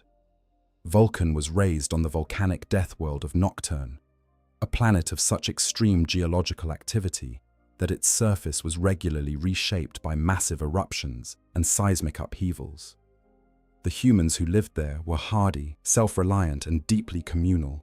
They had bonded together by the shared necessity of survival in an environment that was constantly trying to kill them. Vulcan thrived in this setting, developing not just the physical toughness that his genome was designed to produce, but also a deep empathy for ordinary people, a quality that set him apart from many of his brothers. Where some Primarchs saw the humans around them as subjects to be ruled or resources to be managed, Vulcan saw them as people to be protected, and this compassionate streak would define both his leadership style and his relationship with the Emperor. The story of how the Emperor found Vulcan is one of the more entertaining episodes in the lore. Rather than simply appearing and declaring himself, the Emperor disguised himself as a traveler and challenged Vulcan to a series of contests. Yet they hunted the great salamanders of Nocturne, competed in feats of craftsmanship, and matched their skills against each other in tests that seemed designed not just to evaluate Vulcan's abilities, but to forge a bond between father and son through shared experience. When the disguised Emperor revealed his true identity, Vulcan pledged his loyalty not out of awe or fear, but out of genuine respect for a being who had proved himself worthy of that loyalty through his own actions. This stands in stark contrast to how the Emperor found Angron, the Red Angel, and the difference between these two encounters tells us a great deal about both the Emperor's limitations and the devastating impact of the scattering on the Primarch's development. Angron's gestation capsule had fallen on the world of Nuceria, at where the infant Primarch was captured and enslaved by a ruling class known as the High Riders. As a child, Angron was thrown into gladiatorial fighting pits and forced to kill other slaves for the entertainment of his captors. Worse still, the High Riders subjected him to the surgical implantation of devices called the Butcher's Nails, cranial implants that constantly stimulated the pain and aggression centers of his brain, while simultaneously degrading his capacity for other emotions. The Butcher's Nails were, in effect, a technology designed to strip away everything that made a person and replace it with nothing but rage and the desire to kill. Despite this horrific upbringing, Angron retained a core of empathy and compassion that manifested in an almost supernatural capacity to absorb the pain and fear of those around him. Yet he became a leader among the slave gladiators, not because he was the most violent, although he certainly was, but because he genuinely cared about the well-being of his fellow captives. He led a rebellion against the High Riders, rallying an army of freed slaves and leading them on a campaign of liberation across Nuceria. But the rebellion was doomed. The High Riders had resources that the slaves did not, and by the time the Emperor arrived, Angron and his comrades were making their last stand against overwhelming enemy forces. What happened next is one of the most pivotal and controversial moments in the lore of the Primarchs. The Emperor, rather than helping Angron fight his battle and free his people, teleported the Primarch away from the battlefield against his will, leaving his comrades to die without their leader. The reasoning, presumably, was practical. The Emperor needed his Primarch, and spending time and resources on a slave rebellion on a backwater world was not an efficient use of either. But the consequences were catastrophic. Angron never forgave his father for this betrayal. He never accepted his role in the Emperor's grand plan. He became the most bitter and the most ungovernable of all the Primarchs, a being whose every interaction with his father and his brothers was poisoned by the memory of the moment when the one person who should have helped him chose instead to abandon the only people he had ever loved. When the Emperor had Angron examined by the tech priest Archon Land, seeking to understand the Butcher's Nails and perhaps remove them, And he was told that the implants had become so deeply integrated with Angron's brain that removing them would kill him. The Emperor accepted this diagnosis with what observers described as cold pragmatism, apparently viewing the loss of Angron's full mental faculties as an acceptable cost of having another Primarch in his arsenal. When Land asked why the Emperor permitted the Primarchs to call him father when he felt no emotional attachment to them, the Emperor responded with the story of Pinocchio, the tale of a creation that naturally refers to its creator as father, regardless of the creator's feelings on the matter. This anecdote reveals more about the Emperor's relationship with the Primarchs than volumes of military history. He saw them as tools that happened to be sentient. He understood, intellectually, that they had emotions and needs, but he did not consider those emotions and needs to be his responsibility. He had created them for a purpose, and that purpose was all that mattered. If a Primarch suffered, if a Primarch was damaged, if a Primarch was broken by the circumstances of their upbringing, that was regrettable, but not something the Emperor was willing to invest significant resources in addressing. The galaxy needed saving, and the Primarchs were the means by which it would be saved. Everything else was secondary. This coldness, this inability or unwillingness to engage with the Primarchs as people rather than assets, is the thread that connects every single Primarch fall during the Horus heresy. Lorgar worshipped the Emperor as a god and was brutally humiliated for his devotion, driving him into the arms of entities that were happy to accept his worship. Magnus tried to warn the Emperor of Horus's treachery and was punished for using the very psychic powers that his father had engineered into his genome. Fulgrim sought his father's approval through the pursuit of perfection and found only indifference, leaving him vulnerable to the seductive whispers of Slaanesh. Mortarion hated Psykers with a passion born of his tormented childhood, and could never reconcile that hatred with serving a father who was the most powerful Psyker in existence. In each case, the father failed the son, not through malice, not through incompetence, but through a fundamental inability to understand that the beings he had created needed more than orders and objectives. They needed connection. They needed understanding. They needed to feel that they mattered as individuals, not just as components in a grand strategy. And the Emperor, the being who had been born from the collective sacrifice of thousands of shamans, who had lived for tens of thousands of years, who could see the future and reshape reality with a thought, could not provide what his sons needed most. Then consider Magnus the Red, the sorcerer king of Prospero, whose genome had been enhanced with a greater psychic potential than any other Primarch. Magnus was a being of staggering intellectual and psychic power, capable of feats that terrified even his brothers. He could see the future, travel the warp with his mind, and manipulate the fabric of reality with a thought. He was the Emperor's proof of concept for the future of humanity, and a living demonstration that a being could wield immense psychic power without succumbing to corruption, provided that they received the proper guidance and training. Except, of course, that Magnus did eventually succumb to corruption, driven there by a combination of his own hubris, the Emperor's rigid prohibition against psychic experimentation, and the deliberate machinations of Tzeentch, the chaos god of change and sorcery. Magnus's fall is one of the great tragedies of the setting, not because he was evil, but because he was brilliant and well-intentioned and undone by the very gifts that should have made him humanity's greatest defender. And this pattern repeats, with variations, across all 20 Primarchs. Each was designed for a specific purpose, each was given specific gifts to fulfill that purpose, and each carried within their engineered genome the seeds of their own potential undoing. The Primarchs were the Emperor's greatest creation and his greatest failure, not because they were poorly made, but because they were made too well. They were too human, too real, too capable of independent thought and feeling to serve as the perfectly obedient instruments that their father's plan required. The physical mechanics of the Primarch's creation also reveal some fascinating details about the Emperor's methods and priorities. As we discussed earlier, the process involved a two-stage genetic engineering protocol combined with warp-derived spiritual enhancement. But there was also an organ that the Emperor designed specifically for the Primarchs that would not be replicated in any space marine until tens of thousands of years later, the Immortis gland. The Immortis gland was a dual-valve superorgan that was intended to grant the Primarchs certain qualities associated with their perpetual parentage. It was discovered, or rather partially rediscovered, during the creation of the Primaris Space Marines by Archmagos Dominus Belisarius Cawl in the 41st millennium.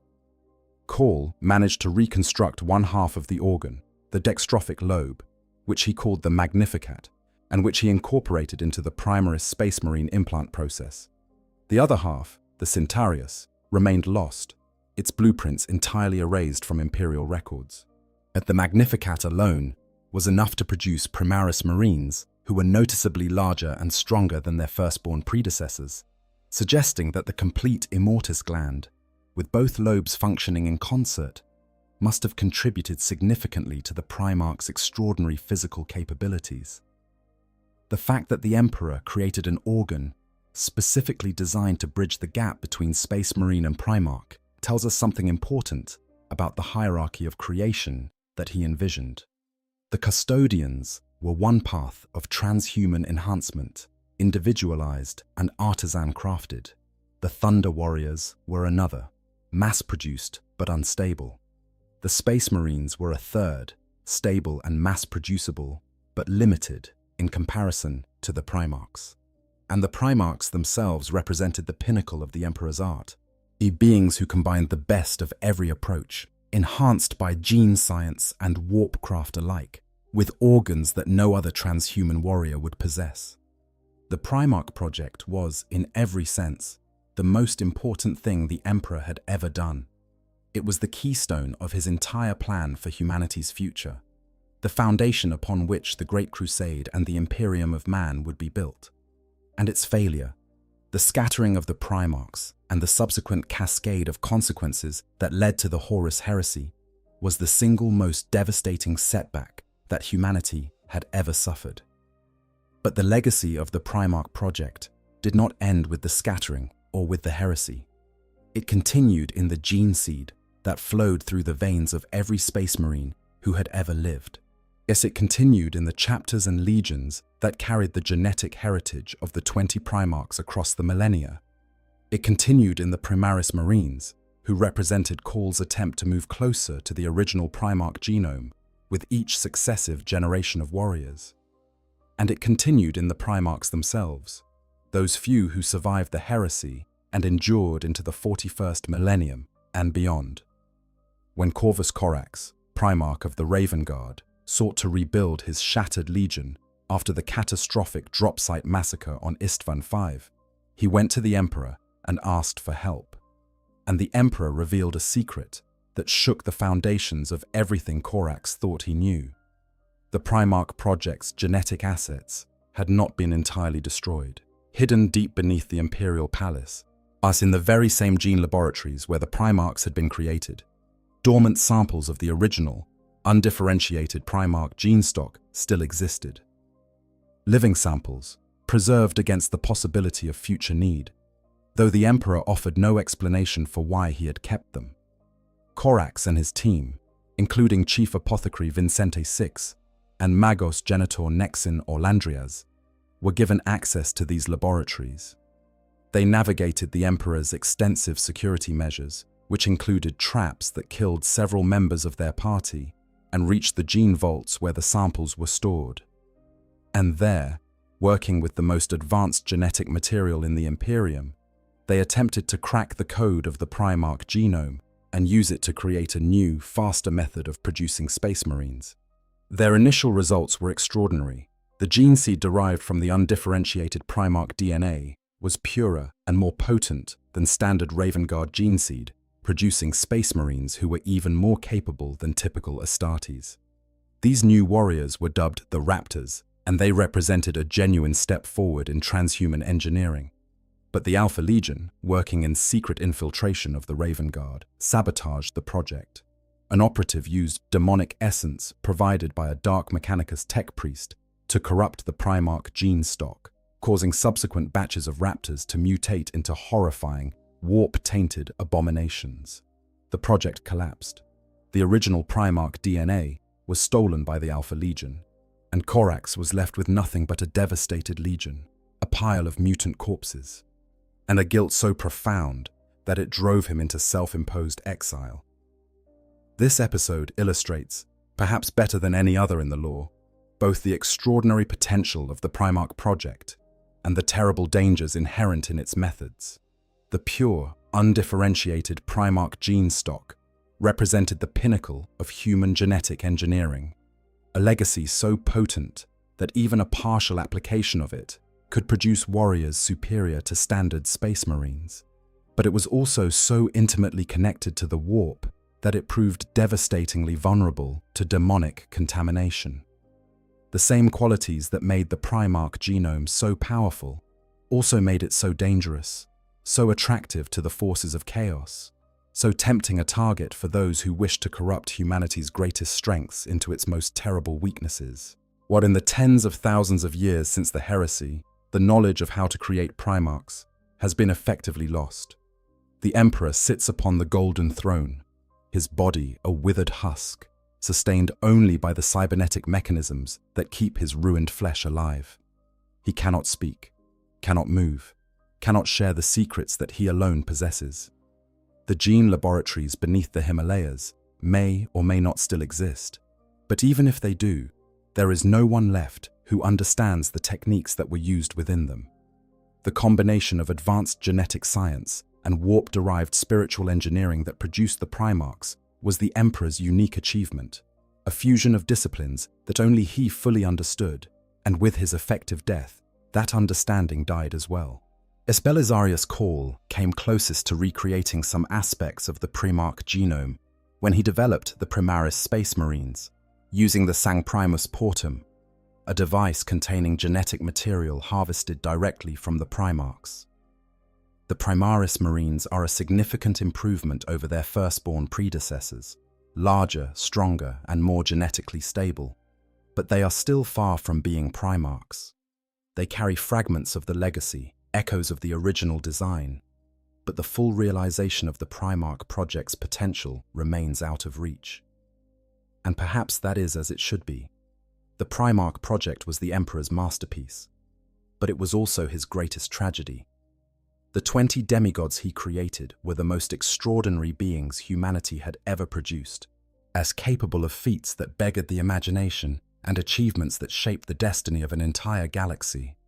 But they were also, every one of them, walking proof that the act of creation carries consequences that even the most powerful creator cannot fully control. The Emperor made his sons to be perfect instruments of his will, and in doing so, he created beings who were far too complex, far too real, far too human to serve as mere instruments of anything. Let us take a moment now to step back and consider the Primarch project in its totality, because from this vantage point, with the full scope of the story laid out before us, we can see patterns and themes that might not be apparent when you are down in the weeds of individual events and characters. The first and most striking pattern is the recurring theme of hubris. The Emperor was, most by any reasonable measure, the most intelligent and most powerful being in the galaxy. He had lived for tens of thousands of years. He had witnessed the rise and fall of countless civilizations. He had walked through the warp itself and bargained with its most dangerous inhabitants. He had mastered sciences that the rest of humanity could not even comprehend. And yet, for all his intelligence and all his power, he made mistakes that seem almost laughably basic in hindsight. He underestimated the emotional needs of his creations. He failed to communicate his plans clearly to the people who needed to understand them. He assumed that beings crafted from his own flesh would share his cold, utilitarian approach to the universe, and was apparently blindsided when they did not. This is not a failure of intelligence. It is a failure of empathy. And it is a failure that runs so deep through the Emperor's character that one has to wonder whether it was a bug or a feature of his creation. The shamans who merged their souls to create the new man were driven by a desperate need to protect humanity, not to understand it on an individual level. Their collective purpose was species-level survival, and the being they produced inherited that macro-scale perspective. The Emperor could see the big picture with absolute clarity. He could chart the course of human evolution across millennia with the precision of a master navigator. But he could not, or would not, extend that same attention to the individuals who populated his grand design. The second pattern is the way that the Primarch project's strengths and weaknesses mirror each other with almost poetic symmetry. Or everything that made the Primarchs great also made them vulnerable. Their warp-infused souls gave them extraordinary charisma and supernatural abilities, but also made them visible and attractive to the Chaos Gods. Their engineered individuality made them brilliant and adaptable leaders, but also ensured that they would develop their own desires and agendas that might conflict with their father's plans. Their emotional depth, which allowed them to inspire genuine devotion in their followers, also left them susceptible to the kinds of psychological manipulation that Chaos excels at. This symmetry is not accidental. It is, in many ways, the central artistic statement of the Warhammer 40,000 setting. Strength and weakness are not separate qualities, but two faces of the same coin. But the very qualities that make something powerful also make it vulnerable. The harder you try to control something, the more dramatically it breaks free. The more perfectly you engineer a being, the more spectacular its failures become when it encounters something you did not anticipate. The third pattern, and perhaps the most important for understanding the broader implications of the Primarch project, is the question of what it means to create a thinking being. The Emperor created the Primarchs as tools, but they became people. He designed them to serve functions, but they developed needs. He engineered their bodies and their souls, but he could not engineer their choices. And when those choices diverged from his plans, the consequences were not merely disappointing but cataclysmic. Well, this is a question that resonates far beyond the boundaries of the Warhammer 40,000 setting. It is a question about the nature of creation itself, about the responsibility that comes with bringing a conscious being into existence, about the hubris of assuming that you can create life and then dictate the terms of its existence. The Emperor's failure was not that he created the Primarchs. His failure was that he created them and then refused to treat them as what they were, living, thinking, feeling individuals with the right to make their own decisions about their own lives. In the grim darkness of the far future, this failure has left humanity shattered, trapped in an eternal war against enemies both external and internal, ruled by a corpse god on a throne of gold who can neither speak nor act, i.e. sustained by the sacrifice of 1,000 psykers every day, just to keep the light of the Astronomicon burning. The Imperium that the Emperor built is a monument to his vision and a testament to his failures, a civilization that embodies both the best and the worst of what humanity is capable of. And at the heart of it all, in the gene seed of every Space Marine and the legacy of every Primarch, lives the echo of the Primarch project, a reminder that even the most powerful being in the galaxy could not fully control the consequences of his own creation. The Primarchs were the Emperor's greatest achievement and his most catastrophic mistake, and the galaxy will never stop paying the price for both. So the next time you see a Space Marine on the tabletop or read about a Primarch in one of the novels, or contemplate the golden figure sitting motionless upon the golden throne, remember what went into their creation. Remember the shamans who sacrificed themselves to birth the Emperor. Remember the bargains struck in the warp gate on Molech. Remember the laboratories beneath the Himalayas, where 20 gestation capsules hummed with power and arcane glyphs glowed with protective light. Remember Erda, who gave her genes to create gods and then scattered them across the stars to save them from their father. Remember Amara Starte, who destroyed her life's work rather than see it misused. Remember the Thunder Warriors, who were built to conquer a world and then discarded when their usefulness ran out.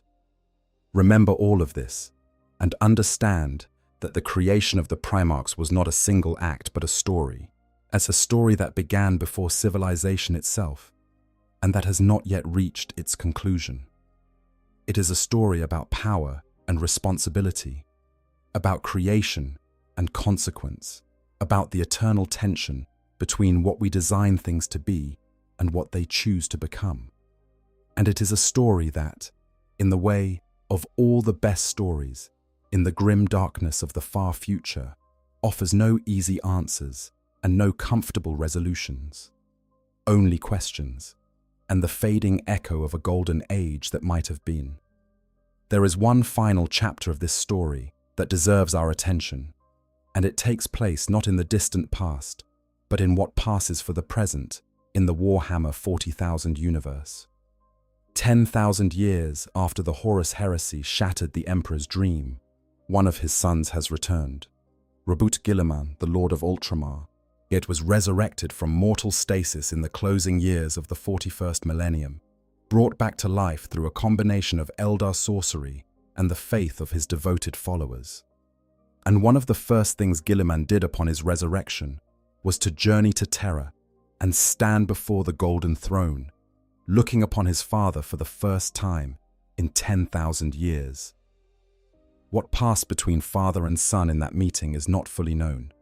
The accounts that survive are fragmentary and contradictory, as befits any encounter with the Emperor in his current state. But what is known is that Guilliman was deeply disturbed by what he found. The being he had known as a towering golden figure of authority and purpose was now a withered husk, a corpse that breathed only through the intervention of ancient and failing machinery, yet its mind wandering the warp in patterns that no one could follow or understand.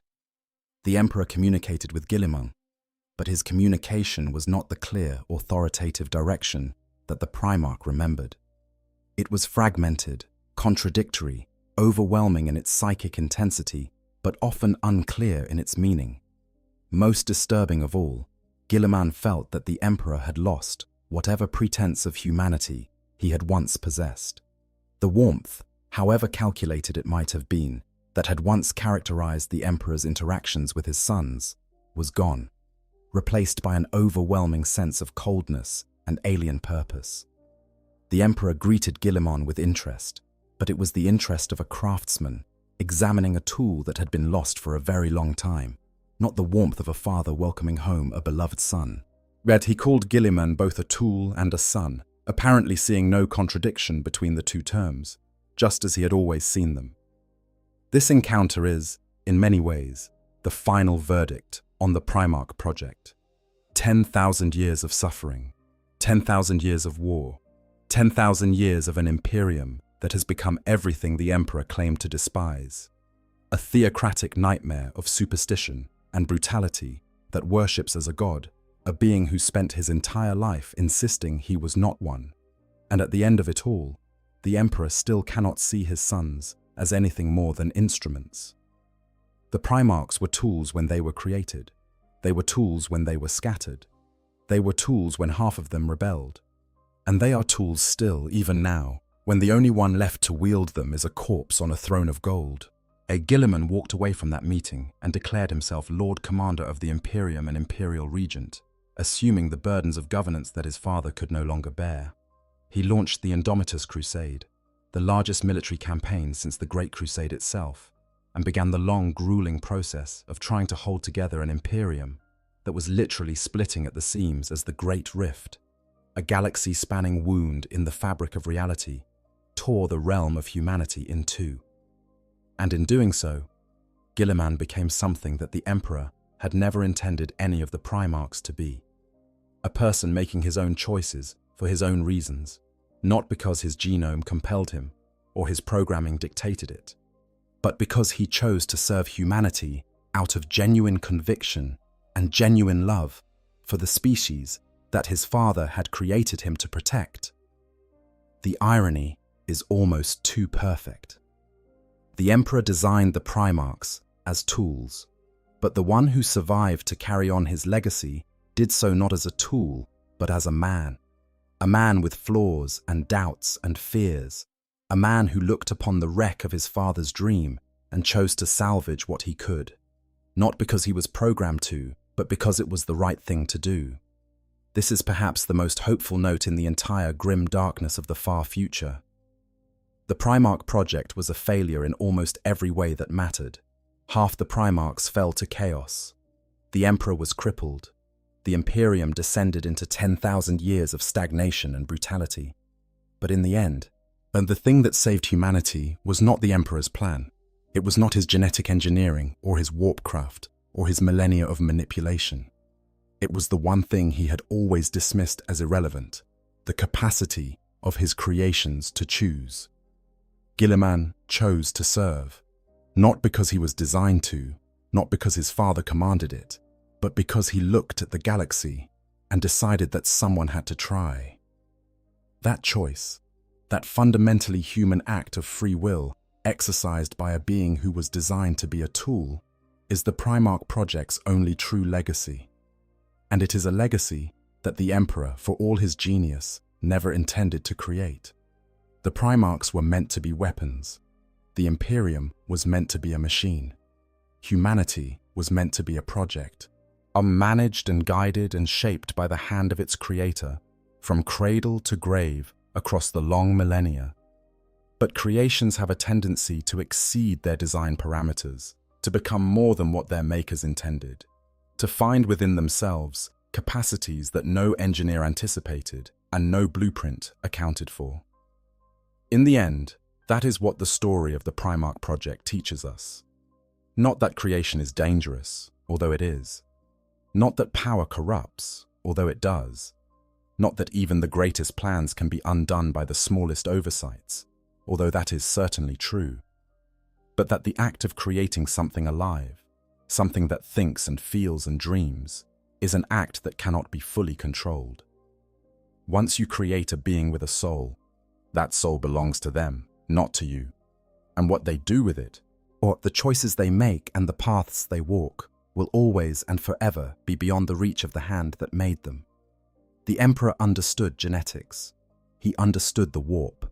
He understood warfare and governance and the long arc of civilizational development across millennia. But he did not understand the one thing that mattered most. He did not understand that his sons were not extensions of himself, but beings in their own right, with their own hopes and fears and desires that could not be engineered away or suppressed through force of will. And by the time he learned this lesson, if he ever truly did, it was far, far too late. The gestation capsules beneath the Himalayas have long since fallen silent.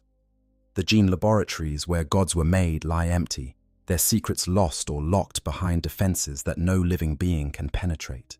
The 20 Primarchs who were created in those labs have scattered to fates that range from the tragic to the mysterious, from the noble to the damnable.